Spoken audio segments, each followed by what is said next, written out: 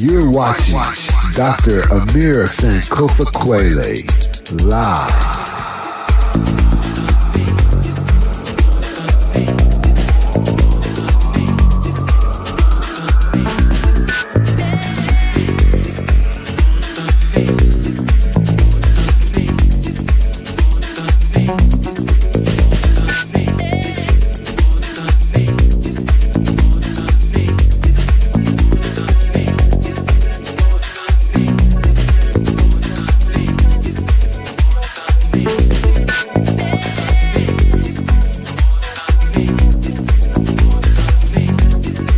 Make sure you stay tuned, hit that like button, and subscribe. It's going down.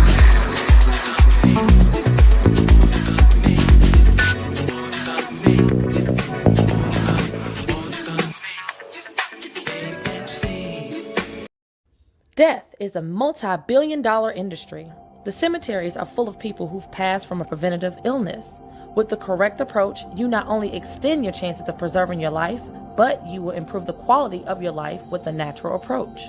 The earth provides energy healing herbs for the benefit of mankind.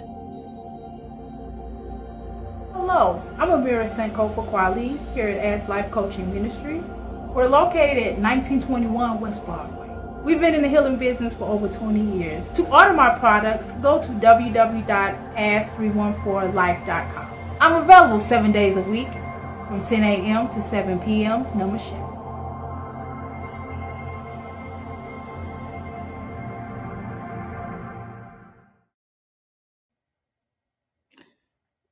Okay, greetings. Greetings,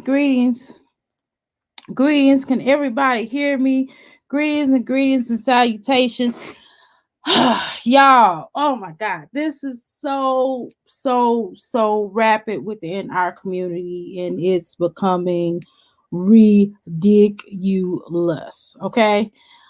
So I do have a guest that will be coming on, and I will allow her to introduce herself. Now, this is not going to be one of those shows where we do names. We're not name dropping because we have to protect the victim. This is actually a victim. This is not the same thing as carbonation. Okay. Sorry, I had to put that out there. This is not the same thing as carbonation. And the victims should be protected. The person, the mother, as well as the young lady, must be protected. And so I will not be revealing any of their names. So we will use aliases. I'm going to bring, and then I also have my beautiful, my lovely sister, Hannah Banana Darling, will be on here, as well as beautiful. Hold on, y'all. And also my brother King Cav will be on here. So hopefully people like Brother World and etc. will be coming on here. We'll actually look at this video, because he is King World is definitely is a cold bass shut your mouth person who certainly gets the job done when it comes to outing these kinds of things. So King Kev, what's up, brother? Can you hear me? Hello? I'm here, Dr. Mira. My bad. I was a little bit slow with my technology, but I'm here, sister. All right. Queen, you here? Hello? We can hear you. Let me see. Let me make sure you're in the chat. You're on mute or something. I mean, well, you're not on mute, but we can't hear you at all. Are you there?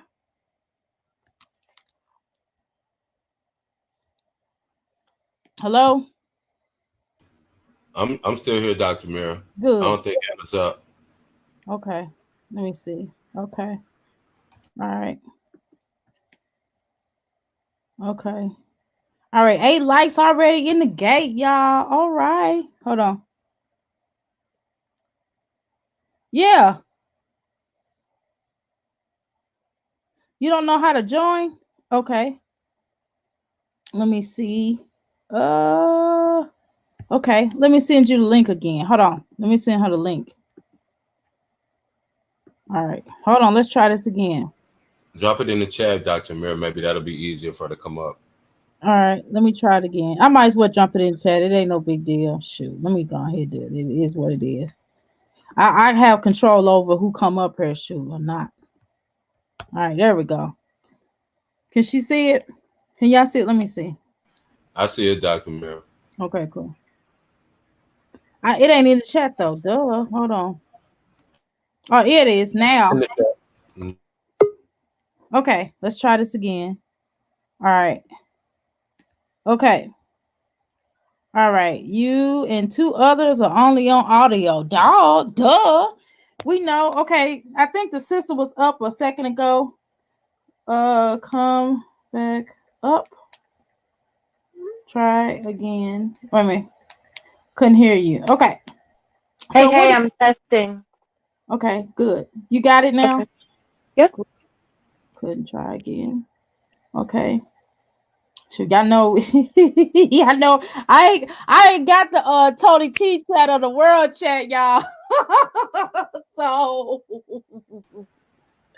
for the we're gonna get it going. Try again. Couldn't hear you. So again, as I stated before, names and etc. will be personal. Anywho, as we know, I'm trying to send all this stuff out. Boy, there she go. Okay, all right, here I go. I'm gonna bring her up. Okay. All right, can you hear us now? Can we hear you, sis? Okay, can you hear me? Nope. Wait a minute. Nope, we can barely hear you. You don't have to get off speaker. Can you? Is there a way you can get off your speaker? I can't hear you. Okay, thank you. That was a little bit better. All right, y'all give us a. All right, can y'all hear?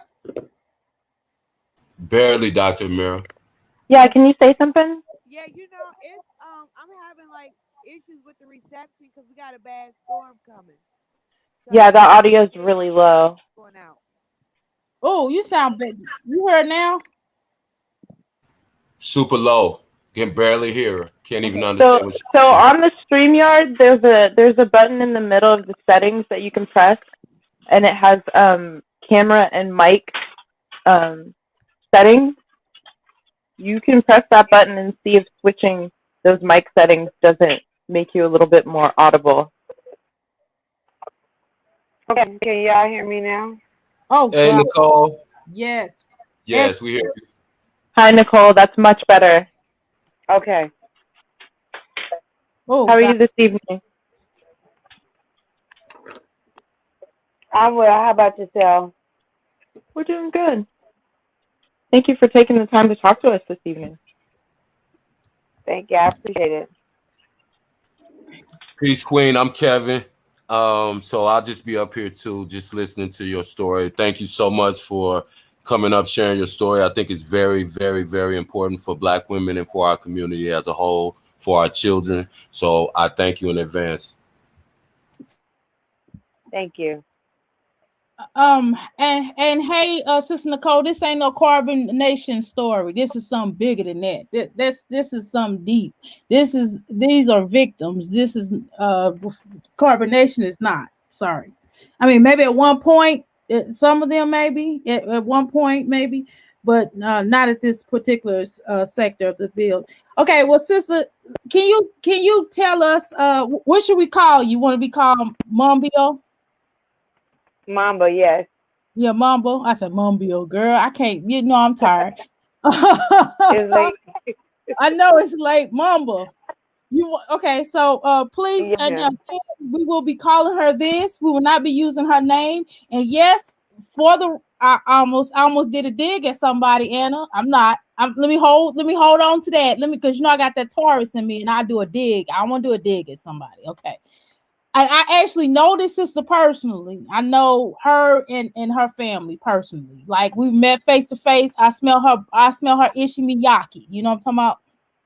So, and then we're gonna leave it at that. She's an old a friend of mine. Okay. So this is why this story does actually mean something to me. Okay. Okay. Now, with this said, sister, can you please give us a small story, or as much as you feel like sharing, on the terms of your past and what you've been through, and to your children, so Yeah. we can kind of Okay. So so the audience can gauge. I'm sorry. Go ahead. okay. Yeah. So I wanted to start off by saying that I have 5 children, and but when I had moved to Virginia, I only had 4 at the time. So when I got to Virginia, I had actually, I'm gonna go a bit further back. Mom left when I was 5.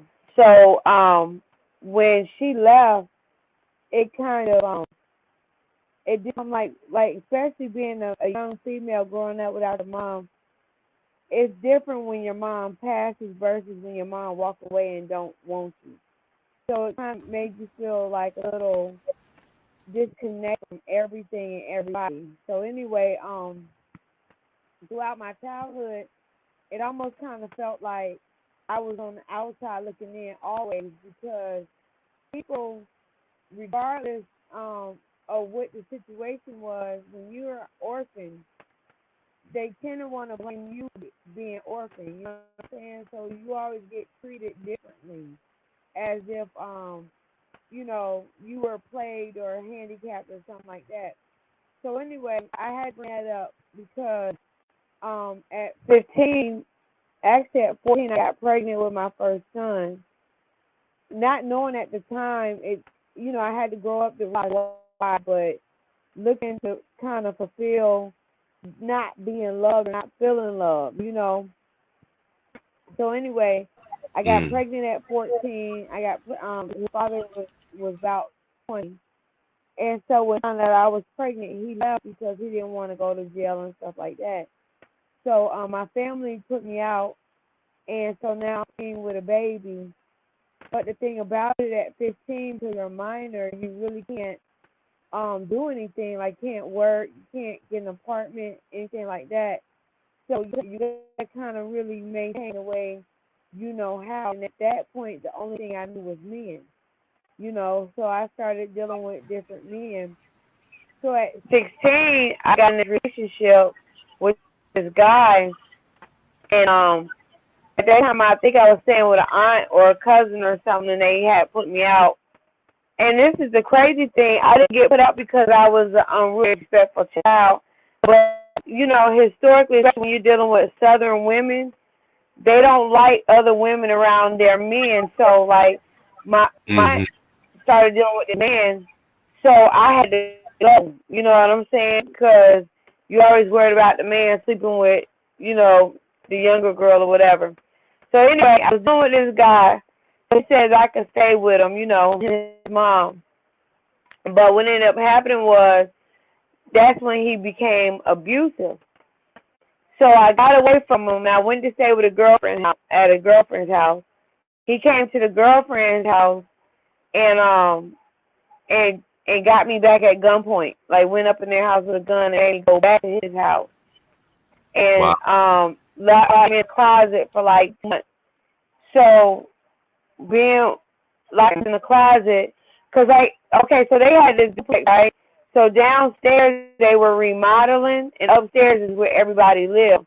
And downstairs is where he had me, because then nobody knew he had me, because that area was like shut down. So Wow.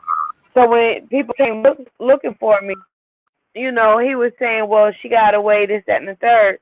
So mind you, I had a baby. So he took my baby and gave my baby to his sister because she didn't have any children. So she wanted a baby.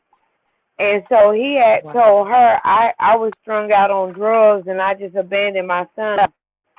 So she was actually, about to raise my son as her own. So for 2 months I was in this closet, and you know, him and his dad was like beating and raping me and stuff like that. So I ended up getting shot, you know, and then but actually what it was is when he shot at me with a shotgun, but Wait a minute, excuse me, the sister. Not to cut you off. You said he shot you? I'm gonna put it like that. He shot at me, but I still got burned. You know how like Wow. when the shots come out, the side of Yeah, my the face bottom and burn. everything was Wow. burned. So technically, Wow. I wasn't shot. You know what I'm saying? Yeah. So okay. So anyway, so after I was in there for 2 months, I was able to escape, and so he was selling drugs for like this big time drug dealer. And so when I had escaped and they put me in the hospital, they had arrested him. But they let him out because they needed him to testify. Like federally, they needed him to testify against this guy, which they dropped all the charges against me. And with me still being a minor, I didn't have any protection because they were saying that my dad or, you know, an adult could get a restraining order against him. But since I didn't live with them, the restraining order would only be around their house. So I had absolutely no protection. So this man stalked me for like a whole year, like coming to my school, chasing me with guns, popping up at the bus stop, you know, punching me in the face whenever he felt like it. So that went on for about a year until one night I lay in the bed like, you know what? The only way I can stop him from following me, I have to follow him. So I started stalking him, which kind of became an obsession because it was something I felt like I had to do every day. That's when I really felt like a part of me died at that point because I was so broken. You know what I'm saying? So anyway, they ended up charging me with stalking him, and but they ended up later on dropping the charges. So they ended up putting him in a witness protection program, and he was gone. So that's how I got rid of him. So along that way, I ended up having another child with a guy, and you know I'm young, I'm from high school, so he wasn't ready to be a father. So now I'm like 17 with 2 babies. You know what I'm saying? And so I meet another guy. At this time, I'm like 18 years old.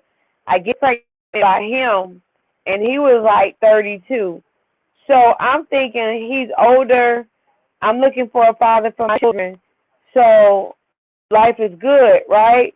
But with him, he was working in this like this underground situation where it was like a black market for babies, right? So what he did was he would impregnate young girls, and then he would take the baby and sell the baby in the black market, which I was unaware of that at that time. So by the time I had a daughter, he was trying to take her, and see his mom, like being young, you know what I'm saying, and just lost. I didn't see a lot of stuff. You know what I'm saying? I didn't know what to look for anyway. So one day I was at work, and someone kept telling me to go home and check on your children, go home and check on your children. And so I had went home, and where I worked from where they were at, it was like an hour bus ride. But when I got there, he was actually packing the baby up and taking herself because he was about to take her because his mom was my daycare provider. And so he was about to take the baby, and she was helping him. So me and him started fighting, and because she lived in like this senior, you know, she was like senior living or whatever, because we were making so much noise and commotion, like her name called the police, and that had saved my daughter. You know what I'm saying? That's what had saved him from taking her. And Wow. then that day is when I had found out who he was and what he was doing. Because they said Did you find out from the police? Yeah, I found out from the police because they told me he had 27 children that he had fathered. And what he would do is he would take these children from mothers And because a lot of them were young and they didn't know better, they didn't report it. You know what I'm saying? That's how he was able to get away with it. Wow. So this is baby number 3. So I'm like, all right, so I'm on my own again with 3 babies. At this time, I'm thinking, I think I'm about 20 years old, right? So I meet another guy, and he's in the game. You know what I'm saying? So of course I get involved in the game because he's in the game. So then, with me being in the game, part of my job was to get young girls and, you know, take them, exercise, whatever, buy them clothes, convince them to go dancing. So we used to take like Minnesota or Canada and stuff like that. And so we kind of did pimp these girls out, which the is going to come back later, right?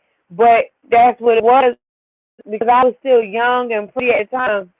It was easy for me to convince other young girls that that was okay. Exactly. Okay, so that was my job. That's what I was supposed to do in this particular game that I was in. So anyway, but at that, you know, it was getting to the point, and then I got pregnant again. So now I'm pregnant with baby number 4. So, but because I wanted to get out of it, and it was causing so much commotion, you really have to relocate. You know what I'm saying? So at the same time, I was like dealing with a lot of depression and stuff. So I said, I got to find my mom because she's the root of the reason why I feel so low. And I got to find her to kind of, understand why I feel the way that I feel about myself. And when I found her, she was in Virginia. So I moved to Virginia with the guy, baby number 4 father. So we moved to Virginia. So once we get to Virginia, I realized my mom left because I understood then that every woman that has a child is not a mother. You know what I'm saying? Because my mom really understood. She just wouldn't have never been any good for me. So I realized that maybe did love me enough to know that she had to remove herself from me. Because what ended up happening was my mom started sleeping with boyfriends while I was here. And then so she wanted my family and she wanted me out the way. So she started calling social services on me. So here Wow. in Virginia, so like CPS in different places is different. Like say for example, in Mississippi, you call CPS and they feel like maybe you're not fit to take care of your child. The children automatically goes to the grandparents or a relative. But in Virginia, they don't automatically send them anywhere. They run a background check on everybody, including the dog in the house. So Yeah. when my mom came back and she had to federal time in prison, they wouldn't let her have the children. So they ended up taking the children from everybody. And so they put my children in foster care. Actually, what they did was they said, here, sign this 30-day agreement saying we're going to take the children, but we're going to help you get on your feet. So me still getting young, thinking these people really trying to help me, I'm like telling them about my childhood and things I went through. So they had me go to court the next day and did an emergency order to remove my parental rights for my children because now they're saying, look, all the stuff that she's been through, she's a danger to these children. So that was the beginning of a 5-year fight to get my children back. It took me 5 years. And so after that, they gave me a whole list of stuff to do. Boom, you got to do this. Go to therapy, get a job, get a career, this, whatever. So when I had went to court and they terminated parental rights, the judge said, you uneducated, you young, you black, I will let you keep my dog. Exactly what he told me. Wow. Took my babies away. Wow. So when I appealed it, I got 3 appeals, right? When I appealed it the first time, the same judge that took my children was my appellate judge for the first time, right? When I went back for my second appeal, he was the appellate judge for my second appeal. When I exhausted all my appeals, he was the appellate judge for all my appeals. And I kept asking my lawyer, like, how is that fair? Because how do you expect somebody to go back on the original decision. You know what I'm saying? Like, I kind of felt like it was a lost story. So anyway, in Virginia, you only got 15 months to get yourself together, or they automatically give your children up for adoption. And that's when I learned the law myself, and I kept finding all these loopholes that extended my time. You know, so what I found out was my family out of state could get custody of my children. So that's what I did. I had my cousins get them. But now this is the thing, right? Part of the reason why they took my children because they said I couldn't afford to keep them. At that time, for tearing up, they only gave you for 4 children $289 a month. But when they took my children and put in foster care, each child that goes to foster care is the base is $750 per child. Then if you take siblings, they give you an extra $500 for the sibling set. And then if they have any, like, if they're diagnosed with like any mental illnesses like ADHD or a schizophrenic or whatever else, it's $200 extra per diagnosis that y'all have. Right. So they give them a $750 voucher to twice a year in the spring and in the fall. So you're looking at how these foster parents was making, like, you know, anywhere from $2,500 to $3,000 per child. You know what I'm saying? Right. So you're giving the foster parents that much, but you don't assist the parents at all. You see what I'm saying?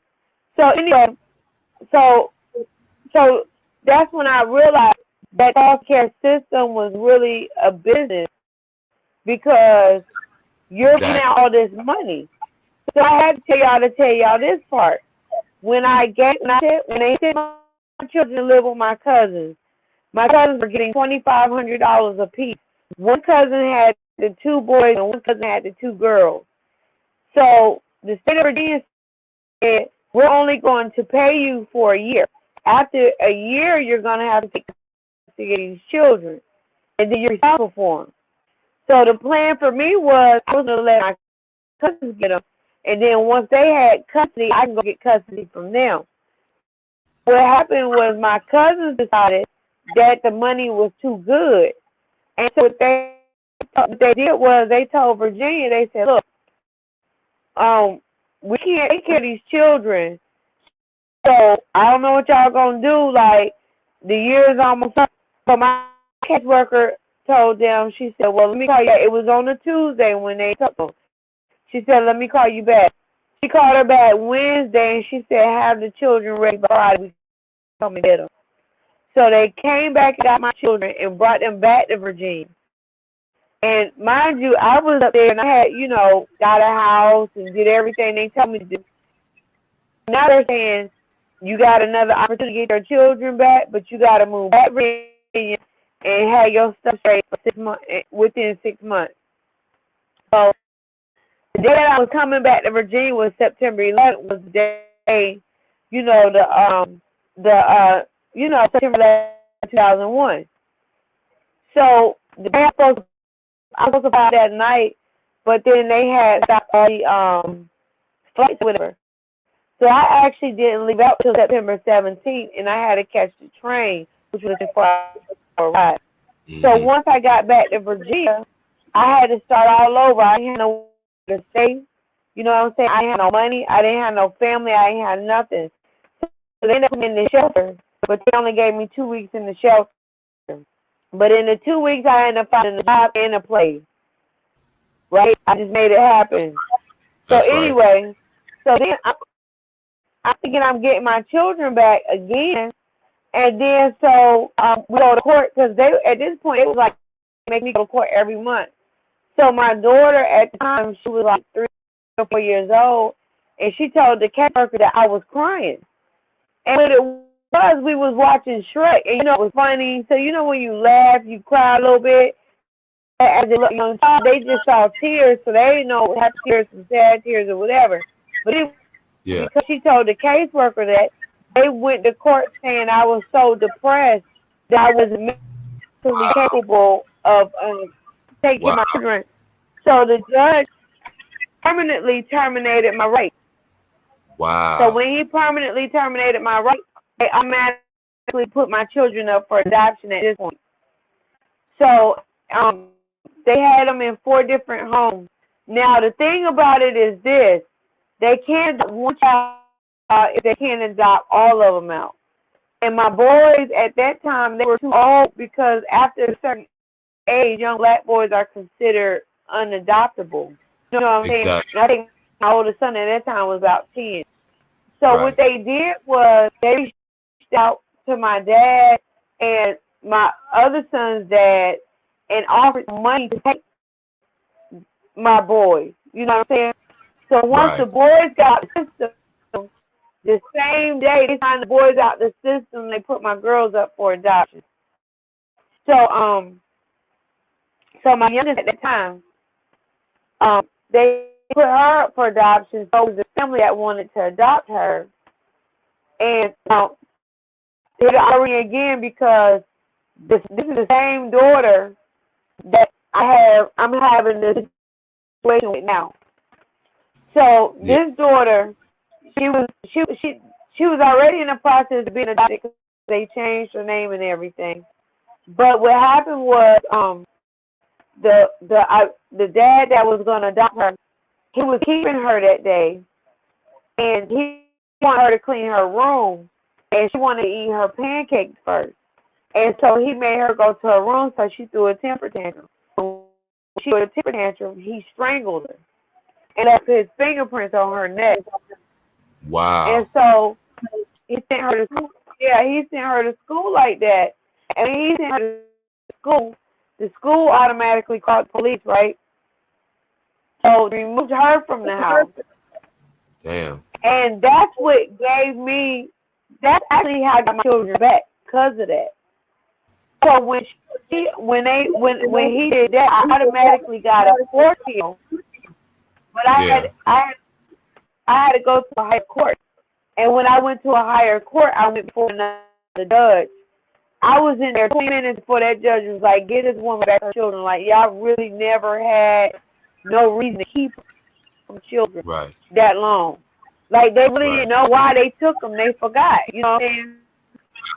So that was that. You know, I got my children back from foster care. But the thing about it is when I got all my children back, they didn't know each other. You know what I'm saying? So then I had an issue with one of my sons molesting that child. You see what I'm saying? Because he didn't look at her as his sister. Yeah. But he had just been molested. You know what I'm saying? Why he was where he was at. So it's like the damage that has been done to my children. Like, here we are almost 20 years later, and my children are adults. Like, my children are almost in their 30s now. You know what I'm saying?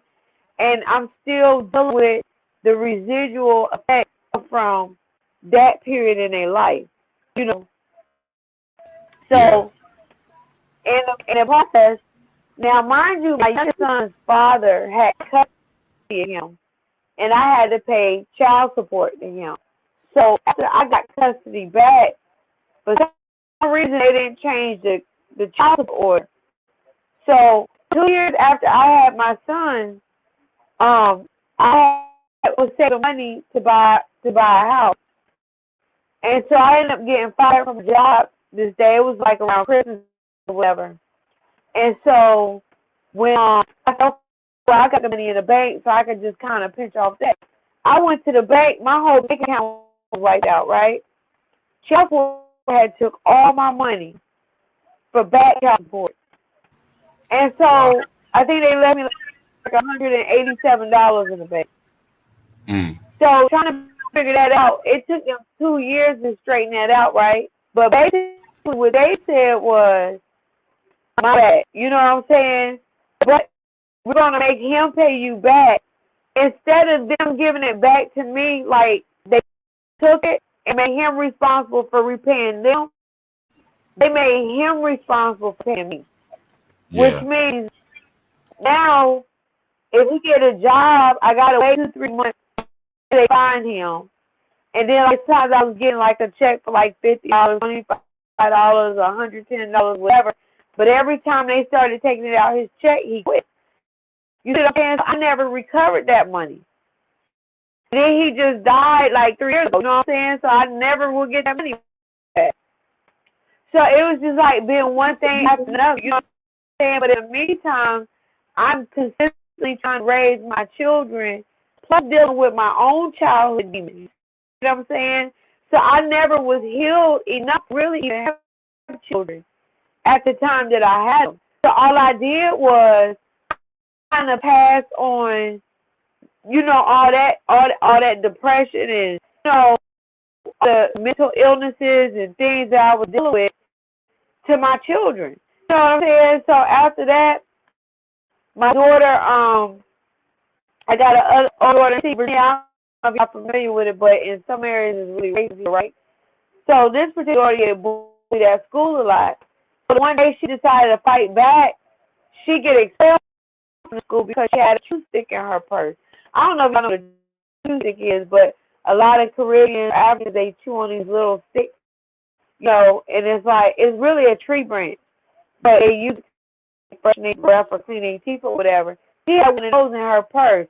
Now look, I cannot make this up. They accused my daughter of being a vampire slayer.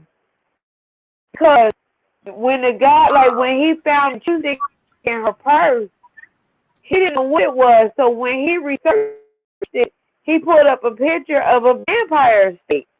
And see, she was like middle school at this time. That's when like Vampire Diary and all that stuff, like the vampire, you know, thing was big at that time.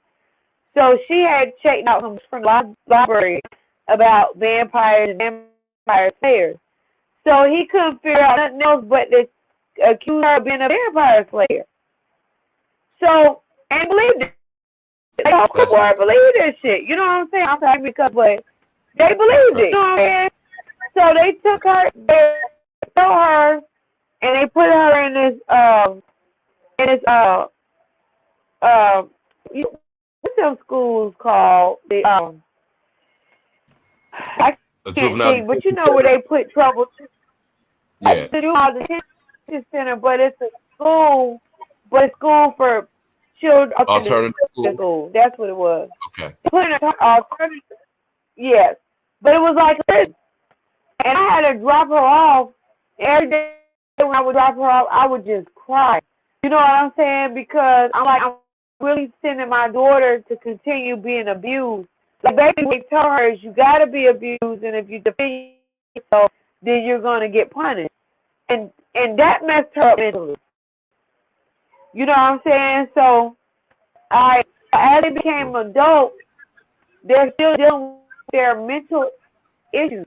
And that particular daughter that went to alternative school, she tried to kill herself by walking in front of a driving car. Like she walked in front of the cars, and one car hit her and then threw her into another car. You know what I'm saying? But even after that, she's never the same since then. So now I'm like, all right, that's one issue with her. My oldest son, he does drugs. Like he has a really bad drug habit because he don't know how to cope with a lot of things that he went through in his childhood. And for a while I blamed myself because I'm the mother and I didn't protect my children. You know what I'm saying? I only did what I knew how to do, and with things happening at the age that I was at, I didn't have a lot of knowledge or understanding of what my rights was or how I could have prevented some things.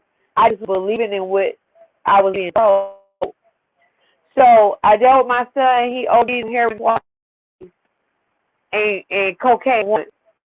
But, you know, this boy is Superman because he's, you know what I'm saying, he keep coming back. So it's like having to deal with that, and then he has children now, and I see him abusing his family because he don't know no better or don't care or he's hot. You see what I'm saying? But it's not much I can do except for, you know, try to intervene as much as possible.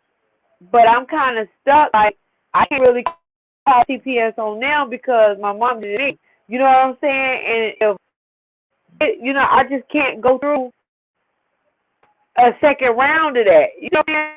I'm like, feeling like I'm really stuck most of the time. So I do a lot of enabling them, the adults, so the children don't suffer. You see what I'm saying? So the children, so, you know, I give my son me so he don't take money from his children. So that's kind of like the life right now. So anyway, so this particular daughter that's in a situation now. So her thing was this. She already dealt with a lot of stuff. Like I said, she's the one that got choked out when she was a baby. You know what I'm saying? So we always dealt with that. So she met this friend. Well, actually, she was dating this guy. And his cousin came down from New York, and they became good friends. And everybody kept telling her, like, you don't need to mess with her. She's no good. But, of course, you know, she was like, nah, she's my friend, blah, blah, whatever. So, anyway, so one weekend, well, this particular week, my daughter said, Mom, I'm going to go to New York. And I kept saying, like, you don't need to go to New York because it's dangerous up there. Like, you never been to New York before.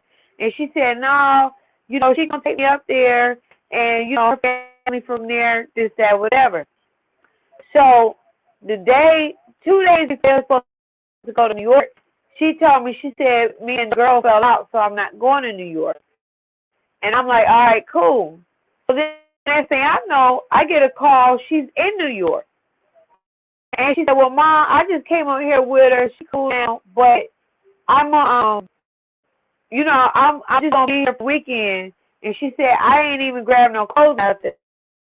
So the girl just convinced her to get in a car and go to New York for a weekend without even letting her pack a bag, saying she was going to buy her clothes when she got there, which should have been a huge red flag. So once my daughter got up there, the girl took her to this house where the tents were at and left her there. And that's beginning a whole situation. And see, I didn't know at first. It took me about a month because when she went up there, the girl was like, I'm trying to leave her daughter in New York. She don't want to come. I'm leaving. So I couldn't get in touch with her because she lost her phone, whatever. So I didn't know how to get in touch with her at all. She finally called me a month later, and she said, well, Mom, I got friends that I went to job for up here, so I'm just going to chill with them because I'm really like New York. And I didn't like it, but I could do it because she's an adult, you know what I'm saying? I said, all right, you know the rules. If I go 2 days not hearing from you, I'm calling the police and everybody else. So for the whole time, for a long time, I didn't know that she was even in that life. And until I started hearing rumors because the girl that left her up there started begging people, and then they was coming back telling me what she was saying. So when my daughter would call me, I'm like, are you up there? Are you all right? You know, you got a pimp? And she kind of laughed it off like, yeah, you know, I'm just, you know, this the lifestyle over here, so I'm good. But the whole time she never told me where she was at, so I didn't know where to find her. So when I told her, I said, I'm going to see you a phone and get a post office box so I can send a phone to you because the phone that I got had a GPS tracker. So when I sent it to the phone, The audio just got really bad. Hold Excuse on. me. Okay, can you hear me now? There you go. Yes. You That's good right better. now. Thank you. Okay. Thank you. Yeah. So anyway, but she only kept the phone for like a couple weeks. So every time she would call me, I'm like, "Jess, you okay?" And she was like, "Yeah, Mom, I'm okay." So this was the beginning of coronavirus. So then she was saying, well, Mom, I can't leave New York because, you know, they won't let anybody in. They won't let anybody out. So mind you, this, you know, me and her always kind of had a relationship where I could believe in what she told me. So I was just believing what she was saying. But it was times that she was calling me that she just didn't sound right. So that started clicking in my head like something not right. But I kept asking her like, are you good? Or, you know what I'm saying, do I need to come get you? And she was like, no, Mom, I'm good. So I'm going to skip all the way to now because this has been the pattern for the last year. So what ended up happening was she finally said, well, yeah, Mom, I was out there, but I met the guy. She told me this a few months ago. She said, I met this guy, and he took my lifestyle, and we in love, and he loved me, and he good for me. And I said, okay, well, I'm coming up there, so when I come up there, I want to see you. So the first time I was up there, the trip got canceled. So I went a couple weeks ago. So now, when I told her I was coming, I said, I'll be there in about 2 weeks. A week before I was coming, I didn't hear nothing from her. She just went MIA, which was unusual. So I kept calling her phone, and there was no answer. So I have a younger daughter now, and I said, call your sister's boyfriend, because he's supposed to be a music artist or whatever. So my other daughter had gave my baby her IG information, or his IG information, so she can help promote his music. So I said, hit him up on IG and tell him I'm coming. And if I got to come to New York and I don't see my daughter, I'm calling the police. I'm bringing people with me. I'm not leaving without seeing her. So he told her, he had her call me, and she was like, okay, you can come see me. So I go there, and I go see her. Now, mind you, I haven't seen her for like a year and a half. And she lost like mad weight, but she didn't seem upset. Like I could smell a little alcohol on her. And I figure, she drink now. She old enough to drink. And I asked, I said, you drink what? And she said, no, I just had some. We just chilling. A lot of things I didn't pick up that night. You know what I'm saying? And her and the guy was just like laughing, getting along. He kept saying, babe, you remember when it happened?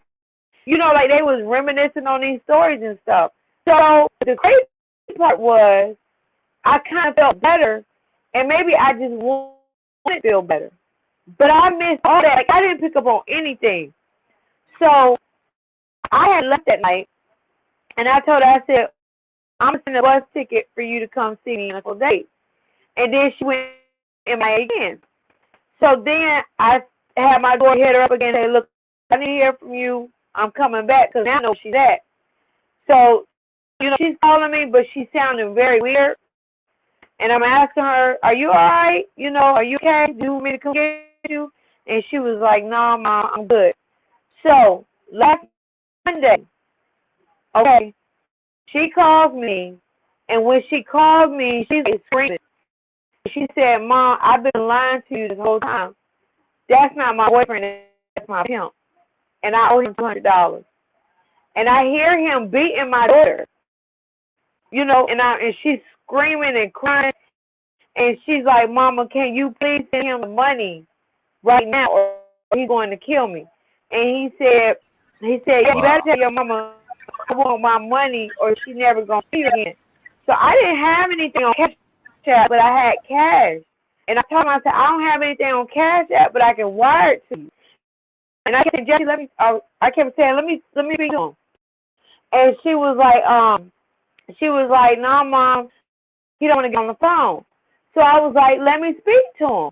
And he was like, bitch, I don't want to talk to you. And so I said, all right. Well, I said, give me an hour. I'll get you your money.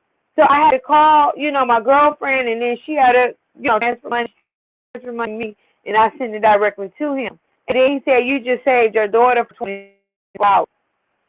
So I went and rented a car. Because now I'm going to get, because she had saying, Mom, please come get me. So I said, all right, I'm going to come get you. You know what I'm saying?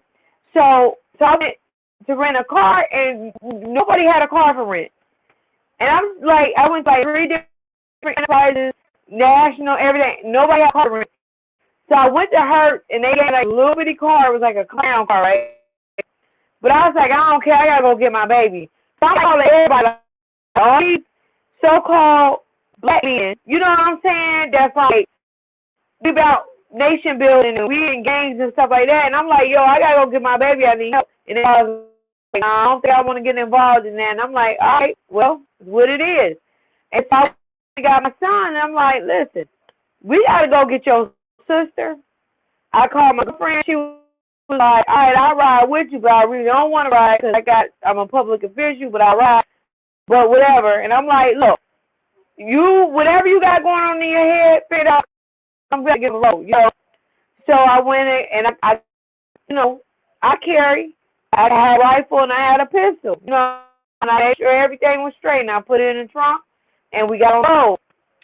So right when we got on the road, my daughter had called me, and she was like, "Are you gonna?" She was like, "Are you on the way?"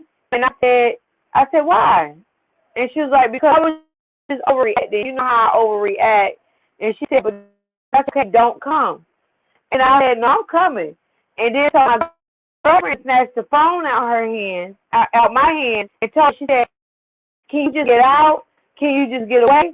But when it was something that she said, and I heard an echo, right? So it dawned on me like, he's probably listening. So I took the phone from her and I said, "Yeah, you're right. I'm kind of tired. I don't really like to drive anyway, so I'm going to go home. And I'll just send a ticket for you in a couple of days." When I said that, I almost just heard my daughter's spirit just drain out her body. I swear. I heard it. And I got off the phone, and I told my girlfriend, I said, when I say girlfriend, not we're a couple, but my friend girl. I just want to clarify that. But I told her, I said, "I'm going," and he listening. He was listening. And so I wanted him to believe I wasn't coming because I didn't want him to move her from where I knew they were. You know what I'm saying? And I wanted her to believe I wasn't coming because I didn't want her to get too comfortable in the fact that I was coming, that it would have messed her up, or she might have slipped and said it, or he might have beat it out of her. You know what I'm saying? So I just didn't think I wasn't coming, but we went. So it was like we got to New York about 3 o'clock that morning. So I said, all right, if he took her, he's still up and they still moving around. So I want to wait till everybody goes to bed because I'm driving into unfamiliar territory. I don't really know nobody in New York, and I don't know how many guns are around here. You know what I'm saying? Now, when we was in New York before, when I went to see her, Tyre had, he actually had a tire fixed. But when he called his friend, it took his friend like 15 minutes to come. So in my head, I'm like, I got at least 15 minutes to wait. You know what I'm saying? So I said, okay. But if they out here tipping, they're drinking and they're smoking, that means when they go to bed, they gonna be sleep. You see what I'm saying? They don't go to answer the phone. So I had to use every advantage that I could think of. You know what I'm saying? So anyway, so we waited till about 7:30 before we actually headed over to the hotel. And so we parted, and I had my girlfriend. I'm like, all right, park the car here, keep the car running, keep the doors, keep the back door cracked open. You know what I'm saying? So nobody be fighting with the door. So I grabbed the rifle. My son grabbed the pistol. You know, we go in the hotel. We're like, you know, walk around the hotel first to see, because I told my son, like, if you got Papa, I want you to do that and drop the gun and haul ass in hot. And she'll come get you. I'll deal with whatever the consequences are. I ain't looking to children. You know what I'm saying? So we, you know, met at the hotel, got a little escape route. This is where you're going to run and hide. This happens, blah, blah, whatever. So we got all that situated. I go to the door. I'm like, all right, son, you said on this side of the door, I'm going to be on this side, but he don't need to see who at the door. He got the go. So I knock on the door. I knock about 3 times, right? So I hear him like, who is it? And then he coughs. So I noticed him in there because that's the same cough he had when I was there. So I recognize his voice and his cough. So I'm like, all right, he's in there. So I knock on the door again. I don't say nothing. And then so he comes, I can hear him walk to the door. You can almost hear him look out the peephole, and he like, who is it? My son said, look, is my sister in there? Let me see my sister. I want to make sure she's good. So he says, it's nobody in here. You got the wrong room. So my son let me in. I'm like, no, this is it. And then my son was like, look, I need you to open this door. And he was like, you got the wrong room. So my son, and so I kind of like talked my son back a little bit. And then so, you know, he went on to the desk, and so I had my friend girl, I told her, I said, call the police. Because I at least want to show I attempted to utilize the police, even though I wasn't expecting them to come, because this is a non-prostitute hotel. They don't care about prostitutes like that. So call the police. The police want to ask like 45 questions. You know what I'm saying? I'm over it. So I go to the desk and look, my daughter is in that room. I need you to open that door. And she was like, I can't because, you know, I said, listen, your choice is there. You open the door, I'm about to shoot it open. Which one you want me to do? It's on you. And so she was like, I can't. I took my rifle because I had it pointing down. And I took my rifle and I pointed it up. And I got it ready. I'm like, all right, well, then this is the choice. So she was like, no, don't do that. So as she grabbed the key, I heard commotion in that room. I heard him yell. And then I heard my daughter screaming. So me and my son run to the door, to their door. And I said, I'm telling my son, like, kick the door.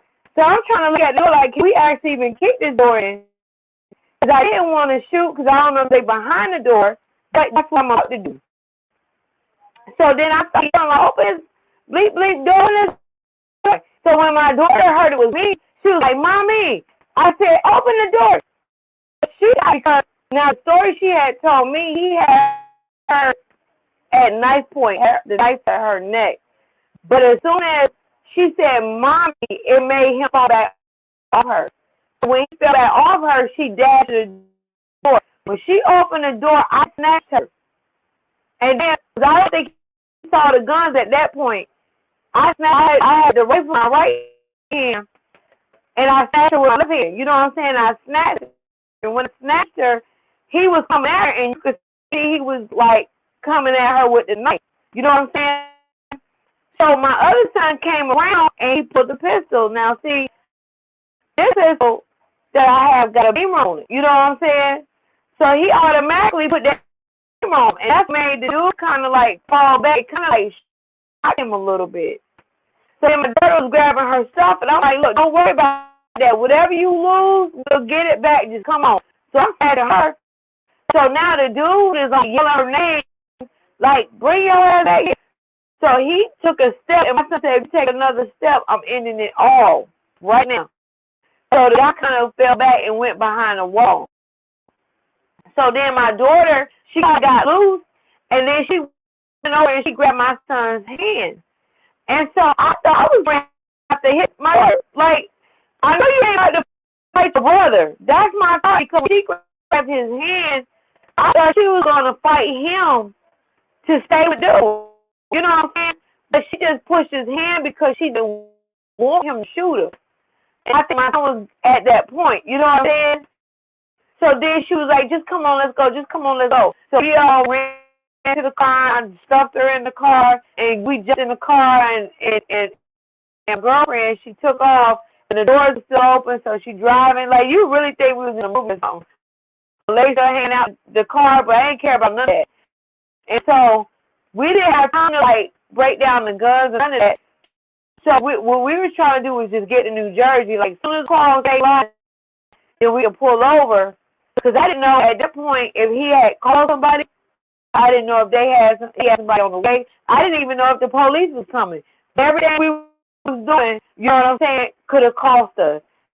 So anyway, I'm like, look, just let this big car line, and then let's just break everything down. So I didn't even look at her. I didn't even look at her. Oh, I just grabbed her, threw in the car. We drove to New Jersey. Once we got to New Jersey, and we got the car, and then I'm like breaking the guns down, knocking the box and stuff them in the trunk. I look at her and she is like, all beat up. I mean, just beat up. Nose broke, you know what I'm saying? Scratches on her neck. It's like he's digging his nails in her neck. And some of them fresh, some of them old. She limping. I mean, she just was beat up. And I'm just like, at that moment, like, oh my God. Like, I just fell apart. And I'm like, not trying to cry because I'm staring at her. And she know I'm staring at her. And she know why I'm staring at her. And I was trying not to do it because I know she already been through a lot. And then I'm sitting here like, I can't believe I was this man alive. You see what I'm saying? Like, now that I see the damage that you have done, I can't believe that you're still alive. And so, all she had, because out of all the stuff that she got to grab, it was just like her blanket and, you know, some random stuff, but she didn't grab any clothes. She's like her, because he had to sleep in a white beater and like his little boxer shorts. You know what I'm saying? So I had to go get her something to put on and get her some shoes. She didn't have no shoes or none of that. So we just came home. So once I got home, you know, I just, you know, put her in the bathtub and just, you know, combed her hair. We cried together and stuff like that. And she was just like, Mama, I gotta go back. I gotta go back because now he don't have nobody. And I'm just like, what? And then I'm like he really got in her head. You see what I'm saying? So I'm like, we dealing with that. So now this is Tuesday night we get back. So Wednesday, everybody still knows. Like, I don't even know how to feel as a mom. Because if I really started at myself feel anything, I'm mad at myself. Because one, my daughter up there a year and I could have went way before I went. And then two, I went and left her there. And she had told me, like, when I had went to visit her, from the time that I had visited her until the time I went and got her, the bees got worse. He got worse because now he knew that she did have him. Because the whole time he thought she didn't really have family like that. You know what I'm saying? She said he kept saying, oh, you think your mom gonna come rescue you? You think your mom gonna come rescue you? You know what I'm saying? And it just, every time she tell me that, it just play over and over and over in my head. Like, I can't imagine what she went through. And even like that night when I said, I'm going to turn around and go home, like, even though I still went and got her, that moment when I told her that, what she went through, what she had to feel, because she had told me today, she said, Mom, when you told me you wasn't coming, I was just going to give up. I was going to live with you. I had just decided I was done. And as a mom, you don't know how to deal with that. You know what I'm saying? So anyway, Wednesday night, no, it wasn't Wednesday night. It was, what's today? Monday. Okay, so Friday, she ended up having a nervous breakdown. You know what I'm saying? Like, she's in the hospital now. But she just really, really had a nervous breakdown. So, you know, she wanted to cut her ears off. She just said, I just don't listen. I just want to get rid of the ears. She wanted to cut her ears off. So I ended up having to call the rescue squad to help me. And then they had to sedate her to calm her down because she was so strong. We all couldn't do nothing with her. You know what I'm saying? So anyway, they put her in the hospital. But now they're about to put her in the program to help with women that come straight out of, like, the sex trafficking and the domestic abuse and stuff like that. Well, she really don't want to stay, but, you know, I'm her attorney and I'm going to make her stay because I think she needs to know how to cope with this transition. But I have to go see her every day because, like yesterday, I didn't go see her till late. But when I got there, she was involved because she was like, Mommy, I didn't think you was going to come. And sometimes she talked to me like she's a little child. And she was like, Mommy, I didn't think you was going to come for me. I didn't think you was going to come for me. So I had told myself, like, I got to make sure I go see her every day, even if I just keep my head in the door. So she can have that comfort knowing that I'm always going to be there for her. Right. You know? So that's where we're at now. That's where we're at now. Yeah. So it's unfortunate, you know, and it's more normal than not these days. Well, can I Miracle. if you don't mind, can I say something real quick? Yes. Okay. So first and foremost, sister, thank you so much, because the whole time you were speaking, I was, literally on the edge of my chair. Like, every imaginable nightmare scenario that could have happened to a person in their life happened to you. But three things that stood out to me. One, you don't come across to me as a victim. You come across to me as a person who dealt with more adversity than probably two people in their whole lifetime. And you have overcome some of the things in your life that are going to help you heal and grow and become the person that you want to become. You accepted responsibility for everything that you did wrong. You accepted responsibility, and that's very important, because you can't grow unless you admit that you're wrong and you want to do better. I hear both of those things from you. I'm very impressed with you.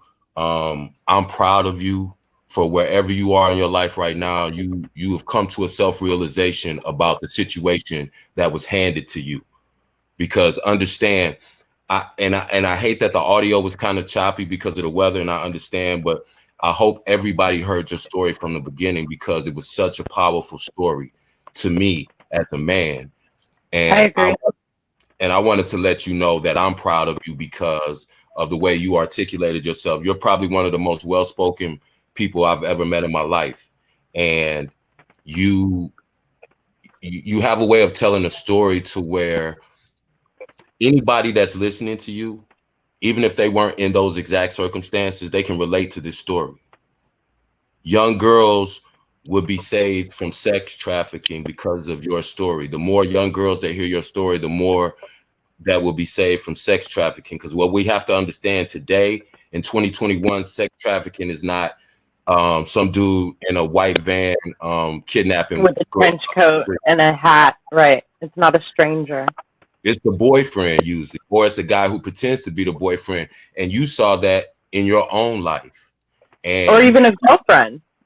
yeah, yeah. And also, you pointed out so many things. One I wanted to point out is you recognize within your own situation how you were sex trafficked by the men, or how you were manipulated sexually by some of the men who you encountered in your life because of your past. And and you also now are in a position to be able to help your daughter. It's going to be a long road. It's probably going to be for the rest of your life. You're never going to be able to go back and make up for what you didn't do or where you fell short as a mother. But what you're doing now is compensating and giving her what she needs right now, because you see how important just you being present and her knowing that she can count on your presence is so important. And that's one of the things you spoke about, because you had to find your mother when you became a young adult, because you felt like that's what you had to do It to was the complete key that to circle. unlocking. Yep. So I just want to commend you so much on just the way you articulated your story, and all of the self-realizations that you came to, because although you may not be totally healed right now, you're on that path because of the things that you're saying, because of the mindset that you have now. And I can tell that you're in a healthy space, and I'm gonna pray that you stay there and just keep going and keep progressing. And like That's I right. said, you need to tell as many young women this story as want to listen, because I'm telling you, it will change. It will change And young women. the devil's in the details. I like the part where you were talking about how you had to think about and use everything to your advantage, and just the things that you can pick up in your outside surroundings that can help you to make smart decisions about what move to make next. That's so important. And I think that we need to definitely give you props for being able to do that on the fly, because a lot of people aren't able to do that. And also, Thank you. when you talked about your court battles, that was so powerful, because Right. Those you loopholes. you Yeah. explained step by step that even when you had exhausted all of your appeals, you still found a way, an avenue to make it possible that you could get your children back because you never stopped trying. Even though the system had adopted your children out unfairly from what you say in the story, and I believe you 100%. Everything that you said sounds authentic to me. It came from the heart, and that's why it's so powerful. And you also pointed out the imbalance in the system as far as how much money they would give a single mother for a child as opposed to how much they would give a foster parent to take that kid off of their hands. And those things are important for women to know too, because the thing you said is, like most people, you didn't know, you had never been through that. So you were unaware of what to do, how to do it, or even that was a possibility. And so I think those, like Anna said, the devil is in the details, because young women, a lot of times they're overwhelmed by the judicial system. They may have their kids removed and they don't think if they can go out and get a lawyer that is anything they can do. But you gave a live testimony as to how you yourself studied and understood what the laws were that were against you, what you had to do when you talked about going to work training, getting a place, being stable for a year, and then going back to the court and say, look, this is what I'm doing now. So all of those things that you said are so very admirable. Thank you. I'm just, like I said, I'm blown away. I'm speechless. I really, everything that I was gonna ask you, you covered. You and a lot of things that you touched on are a lot of indicators of girls that can potentially be sex trafficked. Your mom had issues. You were removed from her custody, which left you vulnerable and open to people who ended up molesting you and ended up sending your life in a certain trajectory. And then you, in turn, like you said, when you had your second child at 16 and your third one at 17, those weren't the best men. And they, took advantage of the situation that they knew you were in. And, and we all make mistakes. So nobody can judge you for anything that you went through. We can only commend you for being where you are now. And still, most people would have lost their mind, to be honest with you. And a lot of people do. And that's not to knock them and say that they're weak. But obviously you have some fight in you, sister, to still be cognizant of what went on in your life, and you're dealing with those things. The way you speak about them, you're not a victim. You were victimized by predators, but I don't hear a victim in you. I hear somebody that said, hey, this is what happened. This is where I messed up, and this is how I'm trying to fix it, and this is what I'm going through right now.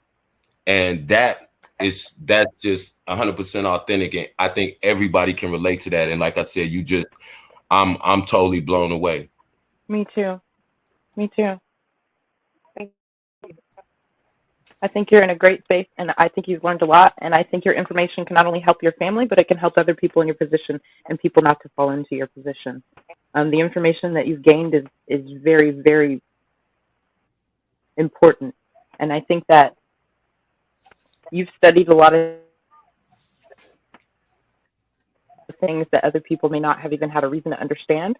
And I think it's beyond you living in a specific place, because I think the things that apply to you would apply to everybody everywhere, as far as them getting more money for adoption and things of that nature versus keeping a child in the home. It's so useful, the things that you've had to learn, and you actually went out of your way to learn them and not just use them as a... And with your daughter, she... Oh, I'm sorry, Anna, you broke up a little bit. I didn't mean to cut you off. Oh, no, you didn't. I was done. You can go. Yeah, I was saying with your daughter, obviously she's going through a lot of trauma right now, and so we're definitely praying for her. That's gonna also be a lifelong process, because something that you pointed out, even after she got away from her abuser, she wanted to go back. And that's called Stockholm syndrome, when you start to actually empathize with the person who is holding you captive and who is torturing and beating you. And so you have to understand the amount of psychological damage that's been done to her. And it, that's a similar syndrome that happens with people who are a part of a cult. A lot of us don't understand what would make them go back. And I know that you were like, what? We just went through all this to get you out of that. And that's going to be a long process. And that's going to be a process that she's going to need professional help with, obviously. And the one thing I think, in my just humble opinion, I don't know how much of your life that you shared with your daughter, but at least what you shared with us, I think it would go a long way with your daughter, because I think that would help her to understand that you're not just saying I understand, you really understand, because you went through the same thing that she went through, that she's going through right now. Agreed. And she's telling you, I need my mommy. And you responded to that. And I applaud you for that. And just stay with her and work with her, and just, and you know what that road is like, because you're navigating that road still to this day yourself, but you're further along in the process than she is. And I think that if you relate to her what you went through, I think she'll understand why she got to where she is. And I think that that'll be real helpful in her healing and her forgiveness, because sometimes our children have to forgive us for things that we did. And that's not exclusive to you. That goes for me and probably everybody listening. So, just keep doing what you're doing, continue to do what you're doing, and just seek out all the resources for your children, because, you can avoid some of the pitfalls. And I heard throughout the story with some of the drug abuse with your sons and, things like that. So, definitely they're feeling the effects of the trauma that they suffered. But, I think that, we all can overcome, certain things that happen to us in our life, and some things stay with us forever. But I think as long as you're a presence in their life, that's a positive thing. Whatever happened before that happened, you can't change that. But your importance now is even more important than your absence. So with that, I'm gonna mute up. But I'm, like I said, anything that you have to say, I would love to respond to any questions that you have, or resources that you may be looking for. I'd be more than willing to reach out and provide anything that, any resources for you and your children that I could provide, or I could, lead you to. But yeah, other than that, like I said, just powerful, powerful, powerful story. And please get that message out to as many young women as you can, because I'm telling you, you're going to save some young girls' lives. You're going to save some grown women's lives. Yep. And some mothers too, because there might be mothers that are dealing with this, or they know something's wrong with their child and they don't know how to get through to them. They don't know how to relate. They don't know what to say. It's such a process. And I think sometimes even in recounting what happens to us, we forget how much we actually have to go through to even deal with it. So I'm sure that you've had to learn that as well. I mean, there's not a piece of what you've been through that isn't just so powerful. It's incredible. Yeah. And can I ask you, sister, how are you doing today, currently, presently, right now? You said how old am I? No, how are you doing? How are you doing? What kind of space are you in? What's going on with you in your life presently? Well, the thing about it, I think part of what helped me throughout life was the career that I chose to, because I'm a massage therapist. And so, and how I became a massage therapist was when they first took my children, I was so depressed. I didn't know what to do with myself. I used to read a lot of self-help books. Yeah. And in the book, it said, people heal through touch. And they were saying, like, they were given different ways, and massage was one. And wow. And I didn't tell y'all that story, but as a massage, like when I first was in being a massage therapist, it wasn't a big career choice for women in this area. So we it was hard to get into school because you had to be sponsored at that time. And because it was something else I had to fight for, I just fought. But once I became a massage therapist and you understand like holistic health, it's like it makes you see the world different. It's like it's almost like life has always been black and white, but once you get into holistic healing, now you see everything in color and vibrant color. And that's what kind of helps you, you know, see things. It changes your perception on life because it teaches you how to meditate and ground yourself and read and things like that. And those are all the things you need to heal anyway. So that's so beautiful. And now that's amazing. Yeah, and so I was now about 20 years, and it's like every time you massage somebody, you're healing yourself too. Like it's an interactive situation. Even when forming it, you're receiving as well. So that helps. And then sometimes just helping people because as a massage therapist, some people take the title therapist seriously. And some people come because they just need to be in the comfort of somebody else. You know what I'm saying? And I've had people that come on my table and the table just bust out and cry. And sometimes you can't help but cry with them. So it's like a reason for you too. You know what I'm saying? That's healing. It is. So that's healing. I think because my career was such it kind of forces you to heal within itself to help me.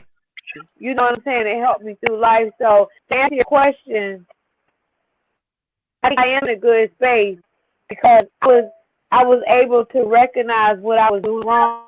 Like I don't make excuses for myself.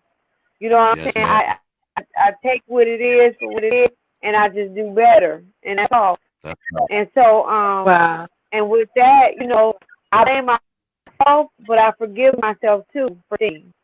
You know what I'm saying? And even with my children, because as adults, they like to blame me for the things that they're doing as adults. And I'm like, all right, I can take it until you're 18, but anything you do after 18, that's your own choice. You know what I'm saying? Right. So you gotta start taking responsibility. That's a healthy mindset. That's a very healthy mindset. Exactly. Yeah. That's dope. That's beautiful. And like I said, just your self-awareness of understanding that not only can you make a career choice, but like you said, that Black people aren't massage therapists, and especially being, like you said, in certain areas.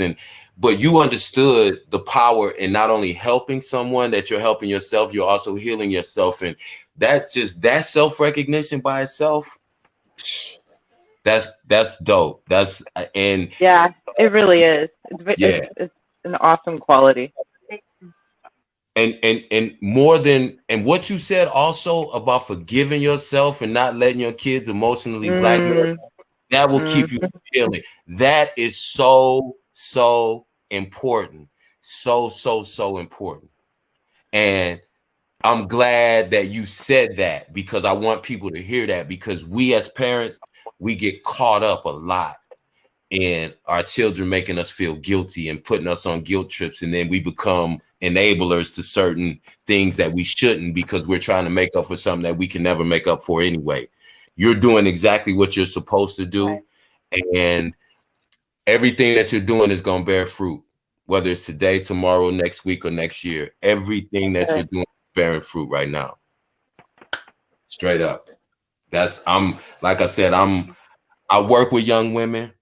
I would love for you to speak to them. I don't know how comfortable you are with that. I'll speak to you through Dr. Amira later, but I just think that you have the ability to articulate yourself. It was like an audio book. I'm a reader, but I just got into audio books, right?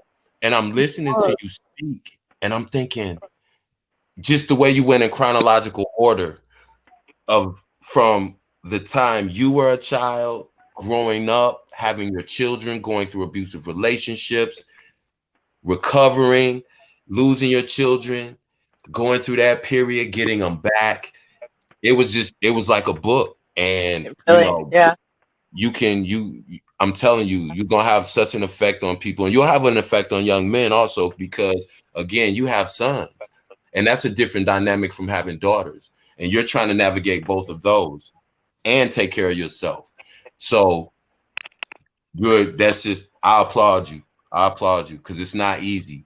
It's not easy for people who didn't go through a lot, much less the things that you went through, because most people would have broken.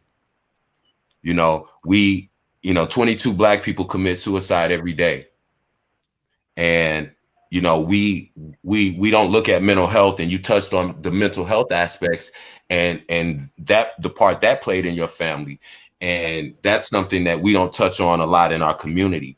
It's kind of taboo, but I'm glad you recognize that when you couldn't handle the situation, you called and made sure your daughter got some help and got to a safe place and got to where you could still help her, but you understood you needed help.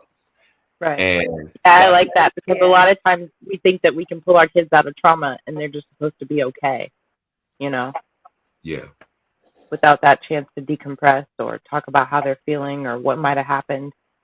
Sometimes they need to talk to somebody that might not be you, and it's not any fault of any parent specifically. But as long as you go outside and make sure that they have at least someone to talk to, I think that's the most important goal. Wow. Yeah, because I understand that even though my children can come to me, like I have open door policy, it's unrealistic to believe that they're going to tell me everything, because some things they're going to be embarrassed to tell me. I'm mom. Right. You know what I'm saying? Right. So I have to resort to other people so they can, so they can feel comfortable, because I never want them to feel like I judge them. Even like my son that's on drugs, he's my son. I love him, and I don't treat him bad. I was making a joke to my younger son earlier. I have 1,000 boyfriends all over the city, because wherever I go, I just talk to people like they're people. I smile at them, I laugh, I joke with them, and I don't care if they're outside begging for change or they, or I'm like, if I see a guy and I know he on drugs and he out there, I'm like, hey, how you doing, King? And he's smiling, he'd be like, hey, baby, what's your number? Like, okay, so now you think I like him. But, people deserve to feel like people, regardless of what their situation is, because you don't know what drove them to that situation. Right. That's right. Can I Go ahead, sister. I just wanted to ask a question. Go ahead, sister. I apologize. Go ahead. I was just saying it's just unfair to just mistreat anybody because you feel like they down and they low. You know what I'm saying? I'm going to tell you, CeeLo Green has this one song called Who's Gonna Save My Soul, right? There you this go. song is one line and it hit me so hard. And he said, maybe I never realized that you might be hurting just a little bit more than me. You know what I'm saying? And I try to remember that. Yeah. I try to remember that. I learned how to cope with feeling healed. You know what I'm saying? And a lot of people don't. So I try to help if I can. Wow. That's. I'm sorry, you had a question to ask me. I was going to ask you, how old are your two sons, and what is your relationship with them? With my children? Your two sons in particular. You got 2 boys and 3 girls, right? Right. You know what? I'm close to them. I'm close to both of them. You know, my oldest, you know, when you're a young person, my oldest son, he always make a joke. Like, if I wasn't he always say, well, we grew up together because we was only 15 years apart. You know what I'm saying? So while I was raising him, I exposed him to a lot of things because I was still young. Yeah. But at the same time, we're really close. Like he talks to me, and this is why I understand why he gets high, Right. because he don't know how to cope with the pain he's dealt with. And Exactly. I'm very proactive, and I'm there cheering. My youngest son, he lives with me right now. Okay. And Beautiful. I told him he could stay a year rent free. I'm not charging nothing There you go. because But you he's give him trying that time to limit start though. a business. There you go. Yep. That's right. And he's trying to start a business, so I want him to take all his money and invest it into his business. You know, and he's been doing it. That's so sweet. And so that's why I want them to succeed. I want them to succeed. You know what I'm saying? Like, if I can give you that little push, like I might not have the money to invest in it, but That's right. I can provide the availability to save your money. You know what I'm saying? So That's called where the we're at. So yeah, that's I'm called close the to my alley-oop. boy. Well, I'm glad. I'm glad to hear that. And I think, like you said, a lot of times the things that we think will, harm our relationship with our children. Like you said, you took your son through a lot, admittedly, because you were young also. You can't really blame a 17-year-old, 18-year-old for, but I think that also gives him a level of love and respect for you because he saw a lot of things that you went through. And so Right. He saw you grow. and so, like he said, you grew up together, so you're gonna have that bond, and that's a beautiful thing because you could have gave up a long time ago. You could have gave up when they took your children, but like I said, you didn't. You kept fighting. You kept going back to court, doing the things that you needed to do. Kept appealing. When you ran out, you still figured out a plan and said, "Hey, I'm gonna give him. My cousin can adopt him," and then you just did everything that you had to do in order to keep your family together. And I commend then some. And then some. And then some. So just it's amazing to me. And like I said, to be where you are right now and to still have a relationship with your children, because you have to learn how to be a parent too, because for a lot of years you weren't. They have to learn how to be children to a mother that they didn't have for a long time. But I think you guys are definitely on the right path. And I'm like I said, I'm just totally like, my mind is blown. Dr. Mira didn't tell me it was going to be this much. I know. I left it out. I just wanted y'all to get the feel of it. Wow. What an amazing story. Wow.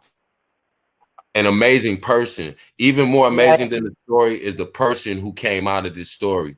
So Queen, again, salute to you. Hats off for everything, for sharing with us, because a lot of people wouldn't tell you. They're too embarrassed.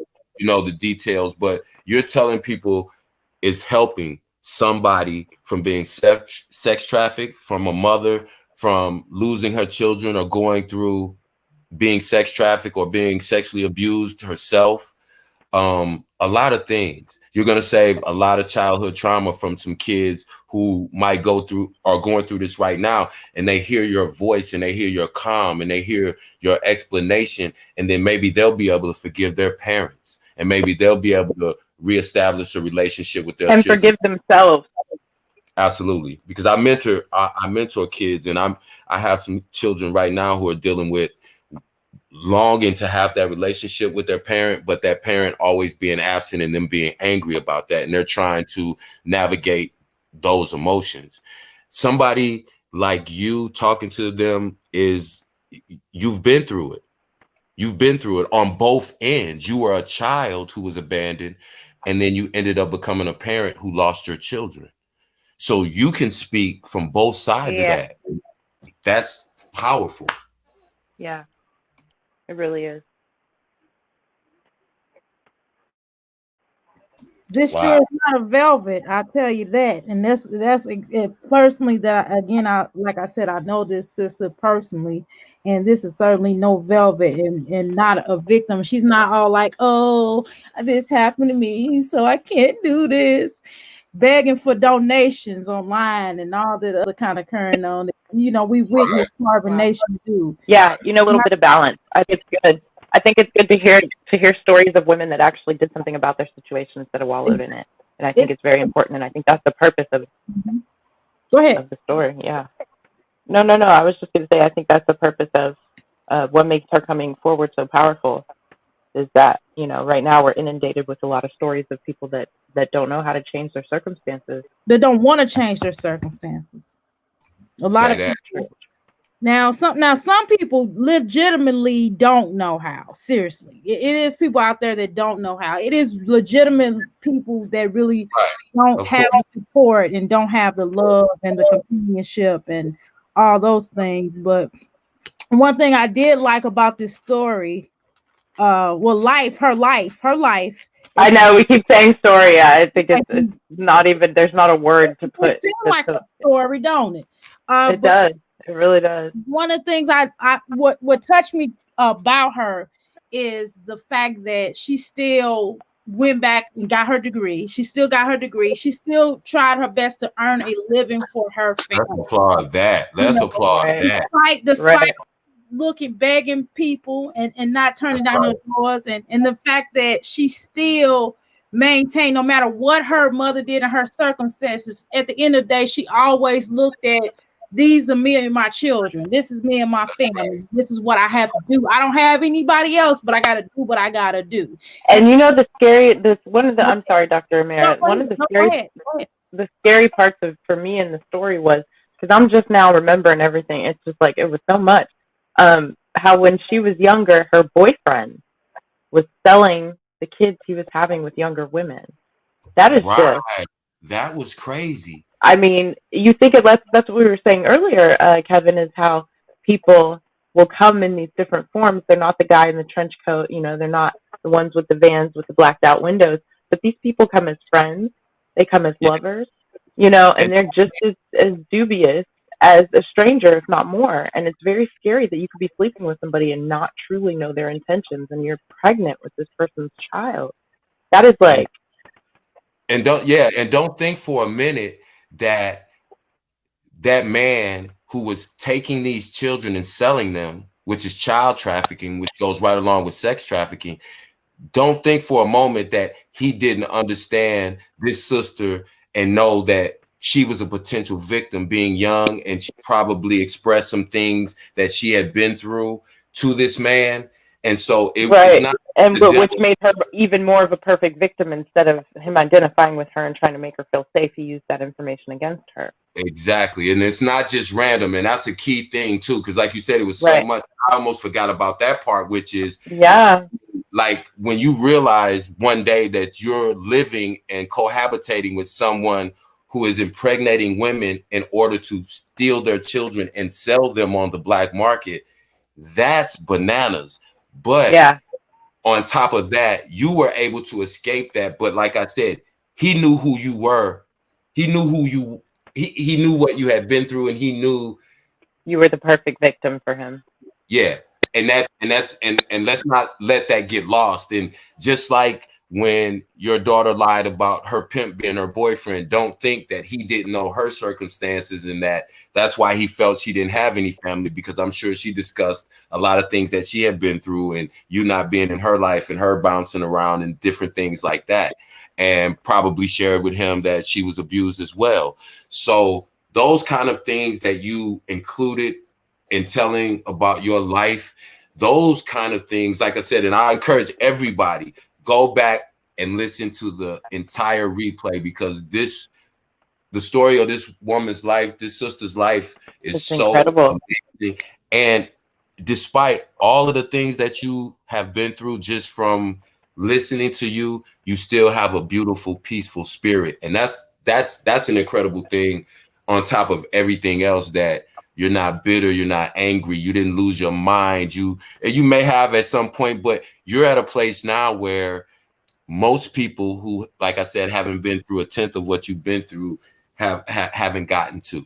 So I'm thankful that you're at a peaceful place, that you're at a place where you're healing, and that you are, forging ahead with your relationship with your children, because that's very, very, very important, because they may have children. And so your relationship with them is directly going to affect how they mother and father their children.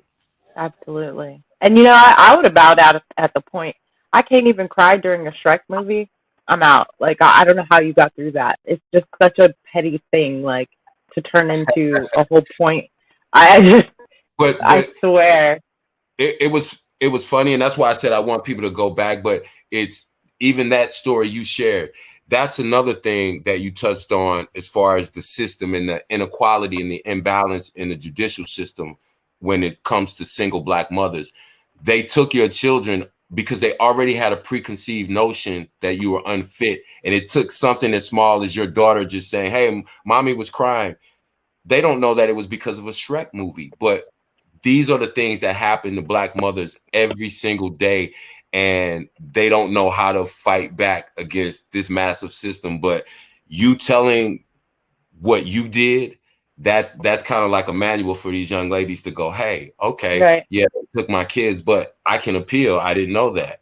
I didn't know that I could get a lawyer because I'm indigent and I can't afford a lawyer. Just different things like that, and just different avenues to pursue. And you never gave up one time on yourself. You never gave up on your children. And you never gave up on your mother, which I think also is an amazing thing, how you went back and sought your mother out. And, you know, very insightful, actually. And even a lot of psychologists will tell you, you know, it starts with your childhood. It's just so awesome that you found it within yourself to even look there or even start there. It's just so many moves that you made, even if they were outside of what you think you knew, were just so important. And wow, it's just amazing the way that you found the wisdom you needed to get through that. And you know what? Me finding my mom, believe it or not, was closure for me because I understood, like, and then I always say, like, once you understand a person's history, you understand why they're the way they are, and you can tolerate them a little bit better. And then learning what she went through as a child, and how she ended up with my dad when she went through, why she felt like she had to leave, I could accept it, and then I could move on my life because that's when my whole life changed. Right. You see what I'm saying? It's like, wow. I'm no longer. Wow. Oh my God. That part. That's why I said it's so important. That's why I said it's so important for you to share your life with Absolutely. Have you ever thought about doing any type of advocacy work or working with youth, troubled teens? She does. You know, the funny thing is, I talk so much. You know, I talk everywhere I go. I talk because I always believe, like, you just don't know whose life you can change by just telling the story. So I've always talked. Like I don't be embarrassed of my history because a lot of times, like you all were saying, when you're dealing with younger people, they feel like they're the only ones going through it. So they're so ashamed. They don't want to tell anybody. That's right. But when somebody's been through it and they understand, like, it's not just me. It sometimes gives them the fight. You know what I'm saying? That's right. That's right. So, but and you can be the ear for other people's kids, maybe even more than your own at times. Yes. You know, it's crazy because I do have kind of an ego now. You know what I'm saying? I get a little cocky sometimes because, like, I have clients that will come in, like, meeting their clients, and they ask me advice. And I'm like, you know what? If you do so and so, and then they'll come back and say, you know what? I did that and it worked. Especially when it comes to their children. Because a lot of people don't realize why they have that disconnect with their children. Because they don't understand what their children are going through. Because a lot of times, especially now in this generation, parents are so busy working, they don't realize that they're really neglecting their children. And I don't care how well of a parent you think you are. Like, you either be the provider or the supervisor. You can always be both. You know what I'm saying? Especially when you're in a single parent house. That's right. Facts. And that's, like I said, that's just great realization, self-realization, because, you know, your mind frame is going to allow you to get into a healthy relationship. And also, like I said, to just progress in your life the way that you need to, because so many people, they go their whole life and they never come to the understanding that you have right now. So whatever time that we all have left on this earth, we have to take what we learned, and you understand that your healing comes through the healing of others too. And that, to me, that's like the most powerful dynamic part of this whole thing, because like that's the dopest part to me, because people think that because you have to heal, we have to heal from our own things, that we can't help somebody else. We can. Right. And sometimes that's part of us healing. And you Right. recognize that. And that's dope, because you can help way, way, way more people than somebody that's got, 12 years of schooling who never, who can't relate, who people can't relate to, So again, I just commend you, because none of us should be ashamed of our past or our past mistakes or whatever it may be, because we've all made them. But you're doing everything right. You're doing everything that you need to do, and you have the right frame of mind and the right spirit. And I believe, and like I said, I'm proud of you. I want to say that again. I'm super, super proud of you, just as a Black man to a Black woman, just to see how far you've come, and just to still see how, your determination is crazy. Like, I'm never gonna complain about anything anymore, because I ain't been through nothing. You know what I'm I know, really right? like? That story was Seriously. for me too. That was for me to say, Yeah, hey, that was for me. I haven't been through that. I'm a Right. man. That might have broke me.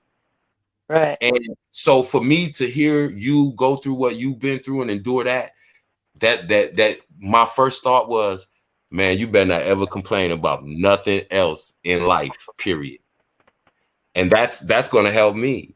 So I thank you for sharing the story, because that was partly for me too, as well as whoever else it may have touched.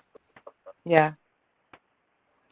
I want to take a second to shout out some of our MVPs.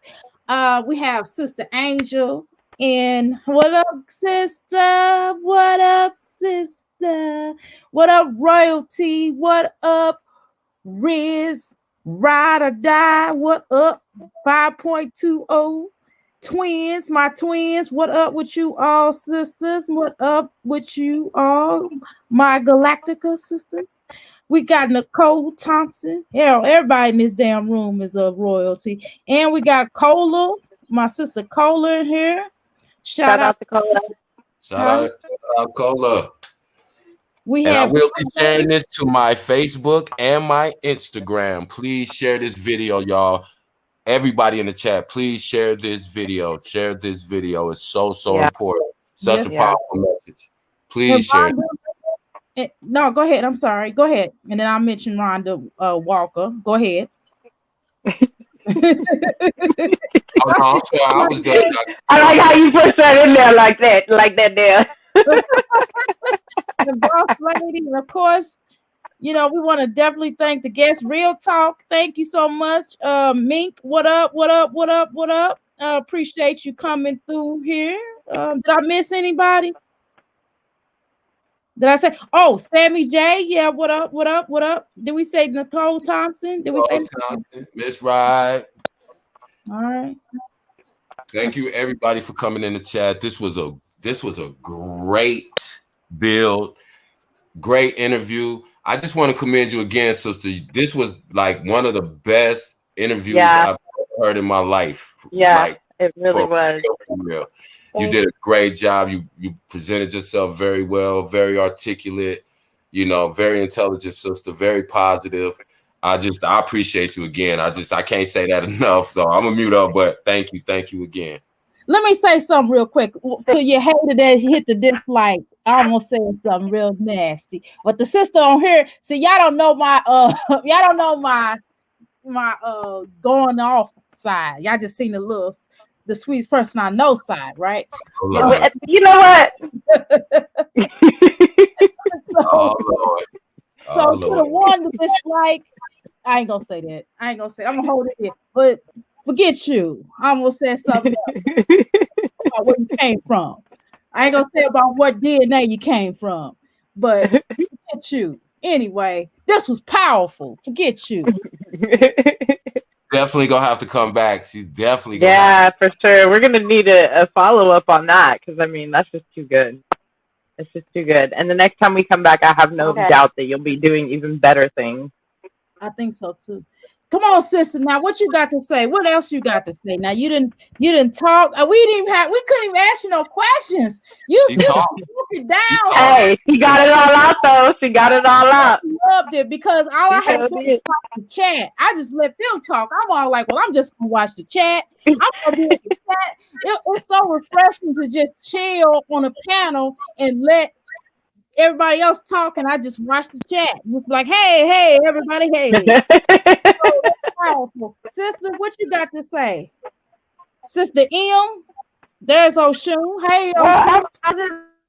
I'm just thankful for the opportunity. It's always it's nice when people can sit back and hear your story and not feel sorry for you. You know what I'm saying? That's Because a right. lot of times people be like, "Oh, you poor thing," and that's not what Right. we want to hear. You know what I'm saying? You know, I never once felt I that feel like the I whole did the time right you were thing speaking. because so many times I did doubt myself. You know what I'm saying? But I just kept pushing. So Yeah. I definitely appreciate everybody taking time out to listen to what I had to say, and being concerned about my daughter as well. So I appreciate that very much. That's right. We're gonna hold your daughter and your whole family in prayer, but especially your daughter right now. So, anything you need, reach out. And like I said, I would be more than happy to provide any type of assistance that I could for you or your family, your children. So, and like I Oh, said, one more. I do have a couple of questions. So as far as your daughter is concerned, is she in like is her program ending, or what is her status? Like, is she coming back home ever, or is she Well, indefinite right now? right now it's indefinite. They really want to kind of see how damaged she is, I guess, mentally. So they actually she's been in the emergency room for the last 2 days, and they wanted to make sure they put her in the right facility that deals with this particular issue that she has. So I guess it's just kind of like a wait game. It really depends on her, but she's strong too, So and I told her today, just be honest, because no one ever wants to think like I'm going to a psychiatric hospital. That's what I need, because it's such a bad stigma on that. But I just told her to be honest so you can get the proper help. Because even though I've learned how to cope for myself, I may not be able to teach her how to cope because I might just be too close to the situation. It's kind of like that, like a detective can't work on his mama's case because he's too close. You know what I mean? And I think that's kind of the situation here, because it might be easier for her to understand from somebody else than understand from me. Because, again, she might have that embarrassment, or she might feel like I was down on her, or, you know what I'm saying? Because children, they want approval from the parents. And if they're in a situation where they feel like they're ashamed of, they automatically feel their parents are going to be ashamed of as well. But I just believe I'm just going to love her and outlove her pain, because I never want to look at her like, oh, you was a prostitute, or you was this. You know what I'm saying? I'm looking at you, you're a baby. Right. Some details you really don't it. need anyway as parents. And, it might be protecting you just as much as it be protecting her not to tell you.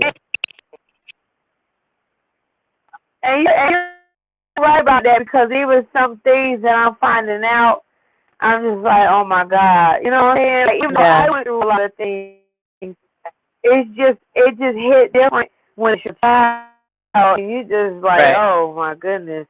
So it's something that I probably don't need to know, because I was really feeling like I'm about to go back to New York. You know what I'm saying? Like, I can't believe. Seriously. Yep. For real. I want to scream myself. I'm going to be quiet, but that's what we get to, because she's grieving right now, and I'm grieving as well, because I'm hurt because she's hurt. Right. But it's a different process for me than it is for her. So, I'm trying to work through that as well, and still kind of be what she needs me to be, which is strong. You know what I'm saying? Like, sometimes I come home and I cry, but I'm not going to cry in front of her, because it makes her feel like she did something wrong. Right. So Yeah, I think that's really, really special what you said about sometimes you're too close to the issue to be the solution. We want to be there for our kids, and that's a natural reaction to think that we can help because we're the Yeah. parent. But sometimes it's Yeah. out of our control, or sometimes the kids are in something so deep they don't ever want you to find out, more so than they want the answer.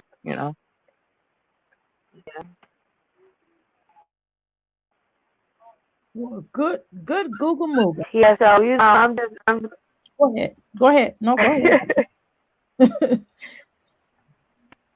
no, I was gonna make sure I just be there for her, whatever she need me for. I'm there. Yeah. Yeah. Yeah, that's another thing, knowing exactly where the person is or where they are that did this. That's a whole other host of issues for me.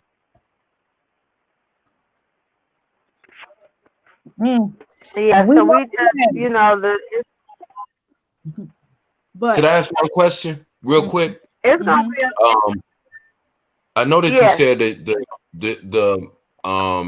the man that was trafficking your daughter, basically, he's basically still running around free, because I know what you said about her not really being able to, them not being able to really hold him. I know she probably is not in a position to where she's willing to press charges, but is it any way that the authorities can be made aware of who this person is? Maybe the state would pick up on those charges. Yeah. Yeah, actually, and the crazy thing about that is New York. When we were up there, it's almost like they really wasn't that concerned. I had to wait to come to Virginia to initiate here, and they're getting more progress with New York, so they do know who he is. They haven't picked him up. I don't know if they're going to do because she hasn't pressed charges yet. So I don't know if they're going to proceed with that or how they're going to do that. But I think they're waiting right now to see what she does when she gets to the facility that she's going to. So now, I think it's kind of more like they're trying to get her more stabilized. Yeah, I don't think. I guess. Yeah, I don't think they're gonna press the issue about legal, her taking legal action, and I wouldn't either, because she's not really probably in a position to go through all that emotionally and mentally. But we call it dropping a kite. So, like, if I happen to find out who this individual is, I might just drop a kite to certain people who might, look into him and kind of see what he's doing, and I sent it to you offline. Okay. Now, one of the things I will say now, for the record, you all. So some things we can say alleged, some things I have to say alleged on. But let me say, I've seen the pictures. Do y'all understand? I seen the pictures where he beat this young lady. This is not I heard that this happened, or I saw the pictures myself. I saw the pictures myself. So this legitimately happened. She was bruised up. Okay. And this is very recent as well. Was it last week, sis? Yeah, we went and got her last Monday. Okay. Well, the statute of limitation is 7 years, so we got plenty of time, but we make sure that at least, And now that she's in a facility, she's being properly analyzed. The reports are there, And which is why it's also important. The reason why I did not regard my sister's name, which is why I did not say, and I did not put her daughter's name out there, nor did I put the gentleman name out there. I didn't tell you, well, he no gentleman, this punk. Okay, I ain't gonna say, but y'all know what I'm talking about. I didn't put his name out there because I don't want this to jeopardize any case. I just mentioned the first name, and that's pretty much all I'm gonna do. And I typed that in the chat. I'm not gonna say it, but I'm just gonna leave it at that. We know it's in New York, and so we want to make sure that if someone runs across this, that we don't mess up anything that can go down And so Right. many times that people say, hey, don't punish the black man. Hey, don't punish, our people, and don't snitch, and no snitching, no snitching. This is a snitching case. I don't I'm care. snitching. I'm I'm snitching. snitching on this. I'm snitching. I tell everybody I'm snitching. I'm 6'9" in this whole thing. I know it's first and last. I'm 6'9" in this one. I promise you. I promise you. But listen, but seriously, like, and you just made another important point, sister.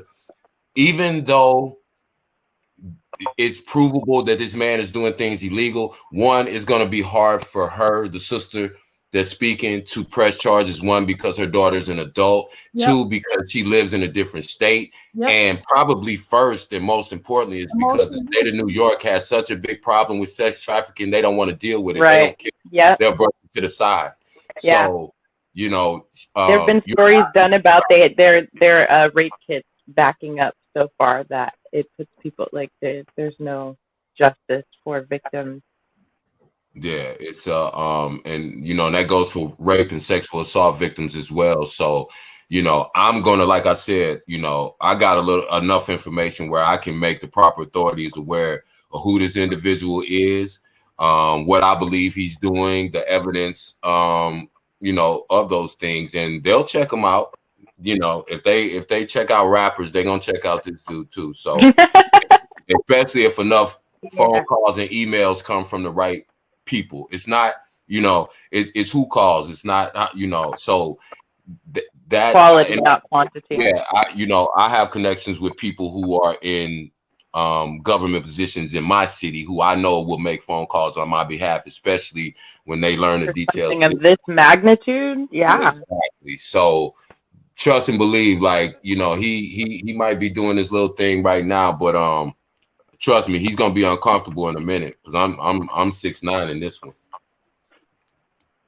I know that's right. Good. Thank you. It's absolutely necessary because it's ridiculous.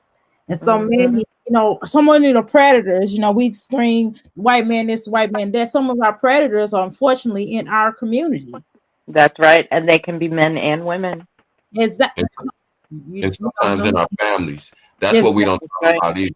Because 70% of sexual assault victims are assaulted by a member of their family. Or a family friend. Or family friend. Yeah. And we don't have to get into any detail, but the sister articulated some things earlier. Again, when children are sexually abused, they will sexually abuse another child. That's right. So we have to be. She said so many. She says so many things. That's why I encourage everybody, please go back and this whole entire live stream, because this sister touched on so many things. My brain is overwhelmed right now. Mine too. That's why I have to go back and just even remember the questions. I'm going to go back and watch it again myself, because that's that's how much information. And along with explaining the story of her life, she also told you what she did in order to get out of those situations, which I also think is important. Everything doesn't work for everybody, but she gave you some insight as to things you can do possibly, and to not give up and to be persistent, because this is your life and nobody's going to come and rescue you. You have to rescue yourself. And that's what this sister did. She rescued herself, and now she's rescuing her and rescued her kids. That's right. And that's awesome. That's and then in doing that, she also rescued herself. Exactly. Fully. And little girl. The part of you is not rescued until you rescue your children. The little girl inside of her. Yeah. And what I also liked about as I was listening to her daughter's pain, as I was listening to her daughter speak, I heard pain in her voice, and I heard a mama basically was like, look, I'm sorry for what I've done. This is what she told her daughter. I'm on the phone. I'm like, she's like, I'm sorry for anything or any pain that I've caused you, but we need help. We have to get help for you. We have to get help for us. All of us. That's right. That's right. And her daughter was like, I don't know how. What am I supposed to do? How do we do this? And then that's Oh when she my had the God. breakdown. Wow. That is so freaking powerful. It's just Go ahead, sis. I forgot you was out there for that day. Yeah, I was on that phone. Yeah. Up on saying, okay, y'all, listen, this, that, blase, without going into detail. But we were all just talking as women. We were all talking as sisters, and we were all trying to rally That's around right. her.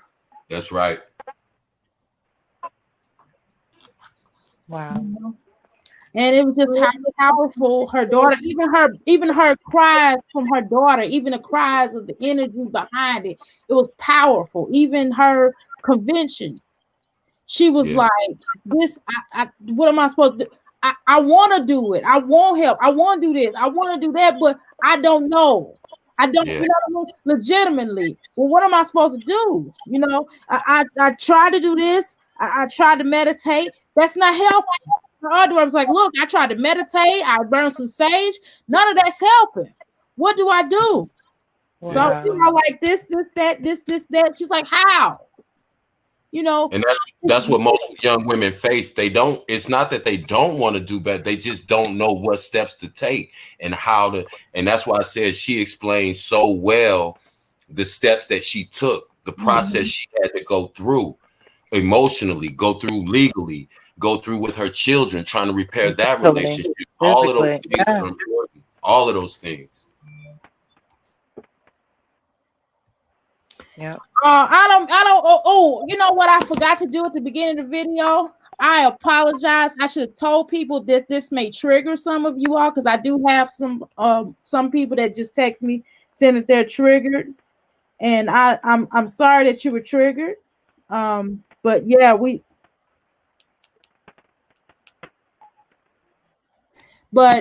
definitely have to deal with this reality because this is a reality that happens in a lot of our homes and a lot of our cousins and friends and somebody that we know. And this is so important that we really deal with it and we really start telling our daughters and telling our sons, because our sons can be victimized just like this as well. It's not just That's right. women anymore. They're doing little boys and little girls, and they're starting them off earlier. And just listening to all in the YouTube streets, listen to a lot of these commentators and a lot of these people that are in the foster care system and how they're taking advantage of these children and just getting paid off of it, because it's damn near people paying their house notes, card notes, and yet they're not. I'm not gonna go. I can't right now. But in a lot of cases, you find yourself really wanting to be a part of the situation. And that's why I tell a lot of people that if you can, you know, adopt your child, try to adopt children, that families who just thrown them away. Now, for example, if my sister right here on the line, if she had been adopted by a loving family, Right. she would have probably had a different life. Right. You know, Right. if someone had put her, not just throwing her out, but putting her into the system where her child and her could have gotten adopted. You know that they actually have that where they can adopt you and your child. Where I had no idea that was even an option. Yeah, if you're a minor child with a child, the family can adopt the minor child and their baby. Wow. They prefer to do that. But your child can stay with you though, even though that's, you know, but they're taking both of you off you and loving on you. You can still have that. And how many times have we, you know what I mean? They don't talk about it. It's so much stuff. It's so much stuff that we don't talk, that's not really talked about or discussed. I mean, even if you get put out at 14, she still could have gotten resources. She still could have had a family. She should have been in foster care by then, and she could have found her they could have found her a decent family, because people are adopting older children now. You can adopt a child all the way until they turn 18 or 21. Some children 21. Did you know that? I had no idea about that either. Yeah. She did. And she said something too that's also important. Like I said, this sister has so many points. But before I forget, she talked about her sons being after 10 years old, and this was all the way up until about 2005 or 6, because personally I've had experience with this, but when, especially black boys, when they reach the age of 10, the state has determined that they have already been determined what they're going to be, basically. So they're considered too old for adoption once they reach age 10. Let that marinate for a minute. 10-year-old is too old to adopt. And they so put them in a those, group home. yeah, and those are a group home, and all that is a training ground for prison. Just like she talked about having to take her daughter to that continued education program, that alternative school, and it was like she said, it was like dropping her off at jail. And that's exactly what it is. It's like a juvenile detention center. It's getting them ready for prison, because most of those kids at that point have totally been abandoned by their families, and they're considered too old for adoption. And so those kids feel unwanted from the age of 10 until they age out of the system at 18. And these are, like you said, a lot of the things that we don't talk about. Check this out. Actually, in some states, it's 15. Some states, they age them out of 15. And some of the caseworkers, if they have a good caseworker, what the caseworker would do, try to put them in an apartment. A teenager at 15, your own apartment. Yeah. That's wow. They're not even mature enough, especially if they're going through what they're going through, to even fathom. Take advantage of that and make it good. Right. I had two kids that I mentored that were 15 and 17. The 17-year-old had aged out, and the 15-year-old was kicked out of the program. They said they couldn't control him or whatever. So they couldn't just kick him out on the streets because he was a minor, both of them technically still. So what they did was put him into a group home, it was about 5 and 6 at different times, boys that lived in this home. It was paid for by the state, and they had state workers, just like they would have at like nursing homes, that kind of supervise them. And but that wasn't a great setting either, because you got people who are coming in for 8 hours to try to supervise unruly teens who've never really had any structure or discipline. And so a lot of times those situations go left, and they end up running away from those situations and end up on the streets. And again, that takes us right back to sex trafficking, because if you got to eat and you got to have sex with somebody to eat, you're going to have sex with that person to get something to eat. Exactly. And that's just the reality of the situation. And you're not old enough to make money legally or get a job, depending on what state you're in. You can't get an apartment. And so it's circular. So it's so many different things that take us back to sex trafficking, child trafficking, and all of those things start within our family. And when our families break down, this sister told us, you can see in real time what happens when the nucleus of the family is broken down.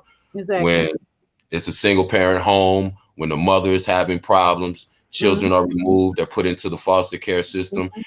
Almost inevitably, causes more problems. Majority of the time, most of those kids end up either sex workers or being sexually exploited in order to survive and make a living.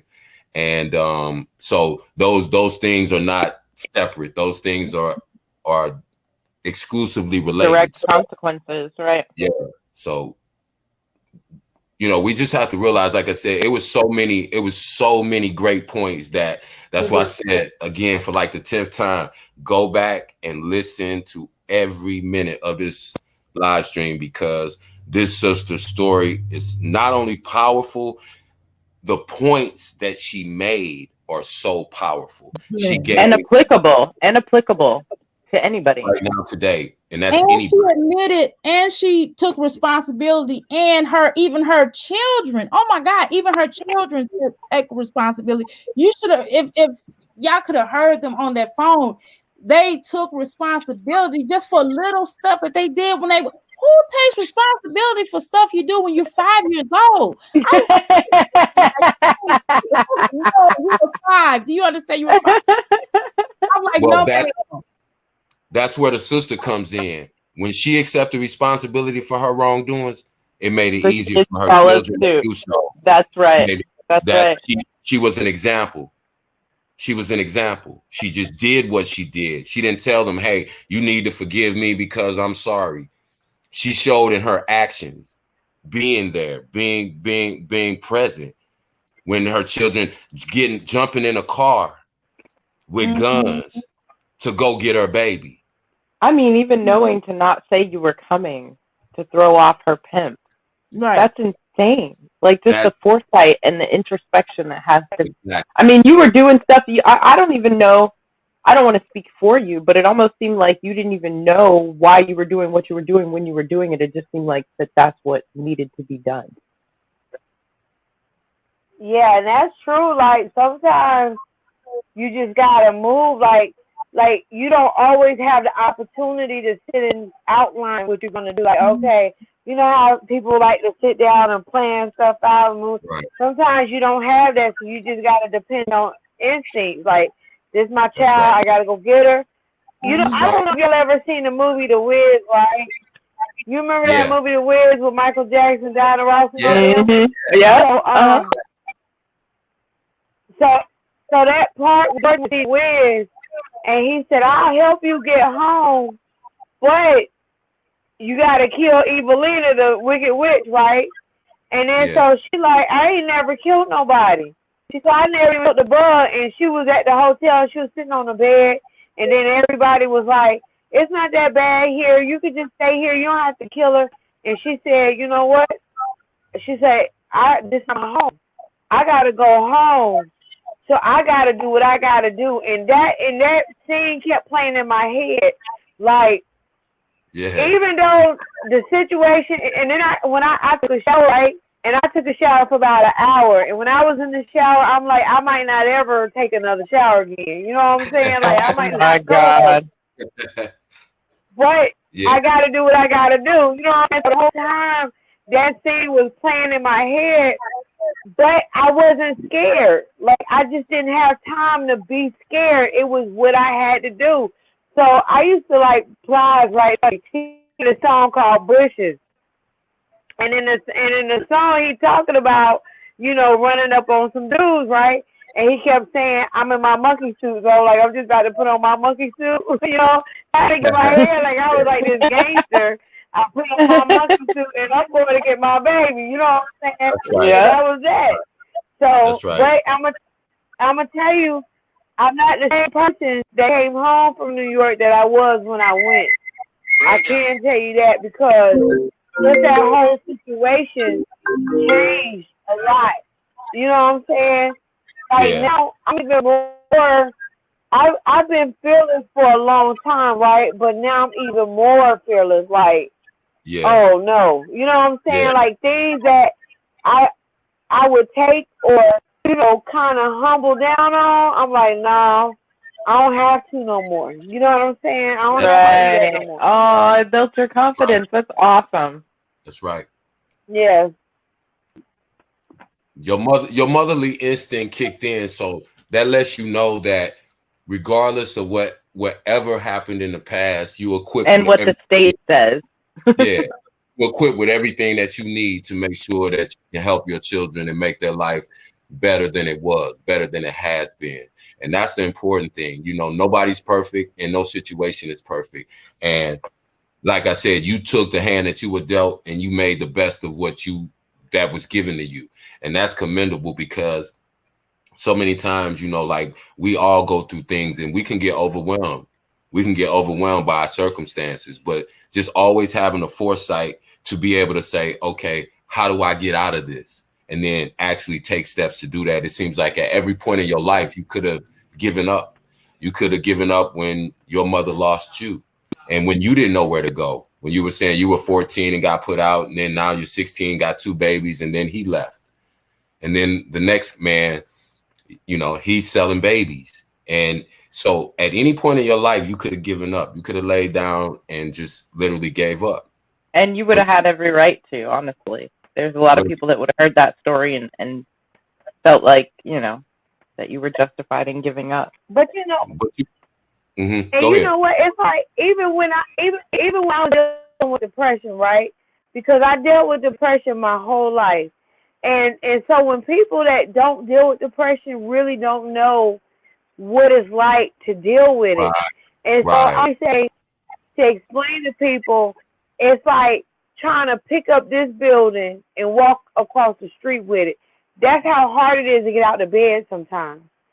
So when you're walking through life and you're depressed, or you go through those issues, you're just so heavy.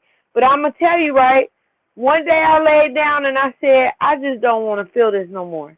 And I woke up and I haven't been depressed since. I just refuse. And it's like, not saying that people shouldn't go out and get help or whatever else, but just in my spirit, I was done with it because I spent my whole life depressed.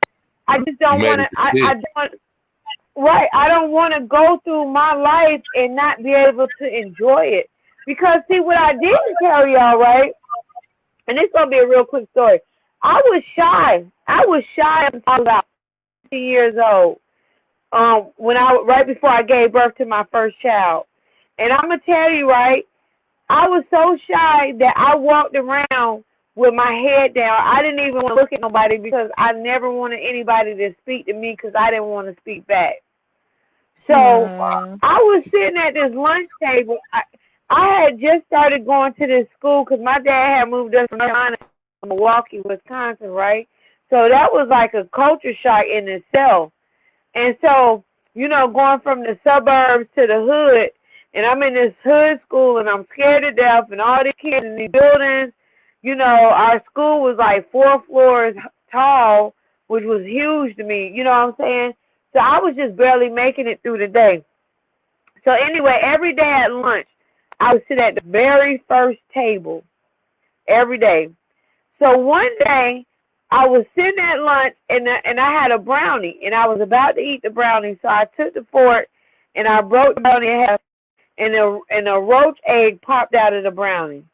And so when the roach egg had popped, yeah, it was a roach egg, right? Yeah. And so when it came out of the brownie, I looked up to see if anybody saw it, right? And it just seemed like everything happened in slow motion. Now, I don't know if y'all remember that movie called Sixth Sense, right? Where Bruce Willis actually died in that movie, but he didn't know he was dead till the end. It was like all of a sudden, he looked back at the clues like, damn, I'm dead, right? That was kind of what happened. I had one of them moments because when I looked up, I just looked around the whole cafeteria and everybody was just laughing and smiling and plucking food at each other. Like they was just like enjoying life.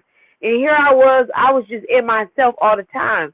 Then I was looking at all the children that was sitting at the table with me, right? And all those children were handicapped or mentally retarded. I don't know if I can use that word anymore. That I used to call them back then. Yeah. And I didn't realize that I was sitting at their table every day. Wow. That's how much I kept my head down. I never knew I sat at the table with them every day. If anybody, none of the teachers said, this is who sit at this table. You know what I'm saying? I just sat at this table and kept my head down. So when I seen it, I'm like, oh my God. Like, I'm just really not living life. Like, I separated myself from living. I just was existing. And I told myself that day, like, no, I'm going to include myself in this world. Like, this is my world, too. And ever since then, I just was like, forget that, you know? So it was just kind of like an epiphany that day. And it came all behind a roach egg, which is ironic because everybody ate roaches. But that's how life works. Even though it's a funny story, like really, like you just came to a realization within yourself about how you were living, and you made a conscious decision to say, "Listen, I'm gonna live my life and enjoy it." Period, regardless of what happened. And that's in itself, again, that's a powerful thing. Because it's so hard for people, because a lot of people have those moments, but I can so relate. That's why I say it again. This story was for me too, because as you were telling that story, a lot of things resonated because I was a shy kid and people wouldn't know because of how much I talk now, but I was a very shy, introverted kid, you know, and, you know, and I can remember specific events in my life that made me go, wait a minute. And it changed the entire trajectory of my life because I was just tired of being how I was. I was tired of being shy. I was tired of not having no friends. I was tired of not being confident in myself. I was just, you know, like you said, going through, and that's another thing too, touching on depression. We Black people suffer depression and we don't call it depression. And you know, if you're going through depression, people that have never experienced it, they don't understand. They just say, man, you need to snap out of it. They really don't understand the depths of what takes you into a depression. And we can certainly understand from the things that you went through in your life. But again, everything, you know, that you're saying is encouraging to me, because we all go through different things. And just some things you said encouraged me, because, you know, we all go through things that are hard for us and that are hard for us to deal with. And, you know, like I said, for me, you definitely resonated with me on so many levels, relating to my life, just telling what you went through and how you made certain changes and things you did. It gave me deja vu back to when certain things changed in my life. Like I remember the specific day, like you was talking about details, and I can remember the day and what I wore to school that day and what everybody said. And those are those moments where we have to be self-aware enough to trust ourselves and say, listen to yourself. Stop being scared, you know, and live your life and be who you are. And you know, and I think that served you in the best possible way. Is evidence of your life right now. And like I said, I just love your spirit. You have a beautiful spirit. And I love that, because like I said, it just reminds me every time I get ready to complain about something or think that I'm going through something, I'm going to remember this story right here. And that's going to motivate me to say, you ain't got no reason to be depressed. Keep pushing, partner. So, man, wow. Sis, do you have anything else you want to say? Shoot, I don't know why I'm asking. I think I better save it for the next episode. You're right. I'm like, That good. ask that. Hey, this was a beautiful build. This was a beautiful, beautiful build. I love this. Thank you, Dr. Amira. Thank you, Sister Moon.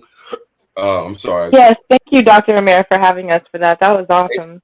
Thank you for having me. I think y'all be good on this. I knew. And thanks to Mamba for her story. Right. I appreciate it. Thank you, sister. Thank you.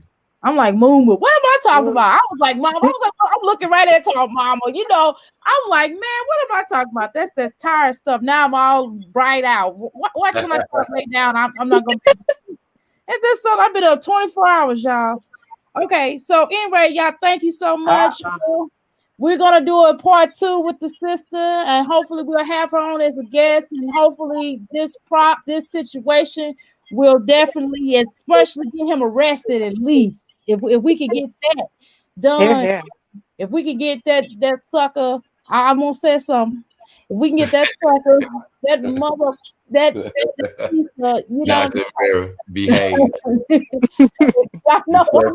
Okay. That's that nice spirit coming out. She didn't heard that. She didn't heard it worse than that. She didn't heard Aska. But if we can get that energy debunked, detossed, something, despaded, okay? You know, then we can certainly I would definitely like to her, you know, for her to do more of this, and especially to starting her own channel because of her energy and what she's capable of doing, and I really appreciate it. And I definitely want to thank y'all too, because man, I was able to chill, I was able to watch the chat, I was able to listen, I was able to take notes, I was able to do other things. And then it was so powerful. And then what I liked about the interview is the fact that she just told, we didn't really have to ask her nothing. We like, wait. She answered every question.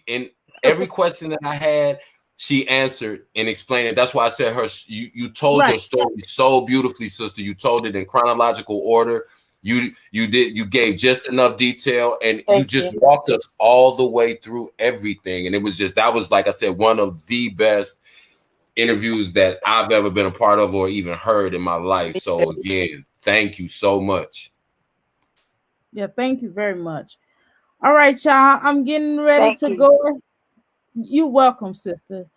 I want to make sure that everybody got their thing off, because I'm getting ready to hit this. I'm getting ready to hit my little intro so we can be out of here. Again, I appreciate everybody for tuning in, and forget you person that dislikes you fuck, for the record.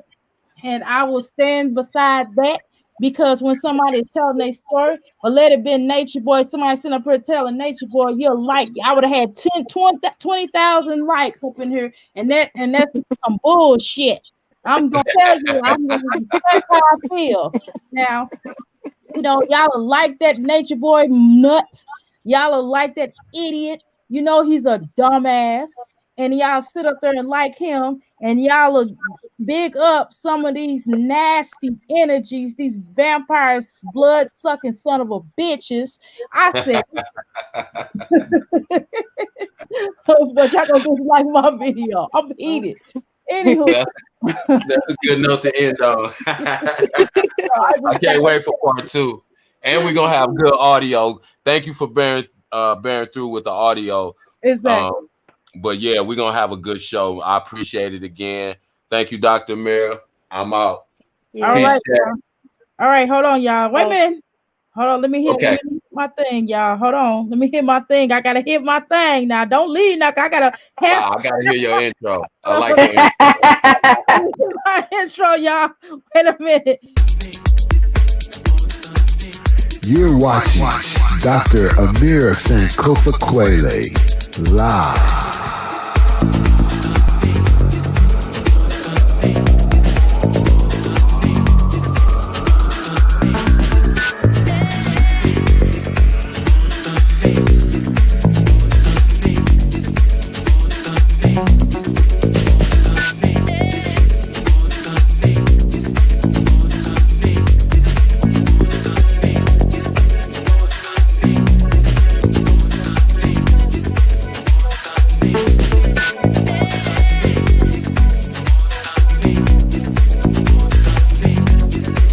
Make sure you stay tuned, hit that like button, and subscribe. It's going down.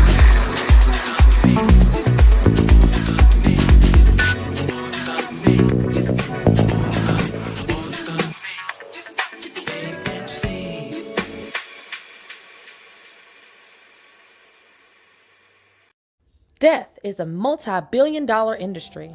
The cemeteries are full of people who've passed from a preventative illness.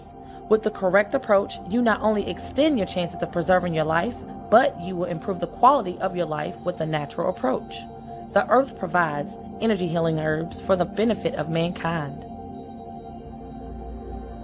Hello, I'm Amira Sankofa Kweli here at Ask Life Coaching Ministries. We're located at 1921 West Broadway. We've been in the healing business for over 20 years. To order my products, go to www.ask314life.com. I'm available 7 days a week from 10 a.m. to 7 p.m. No machine.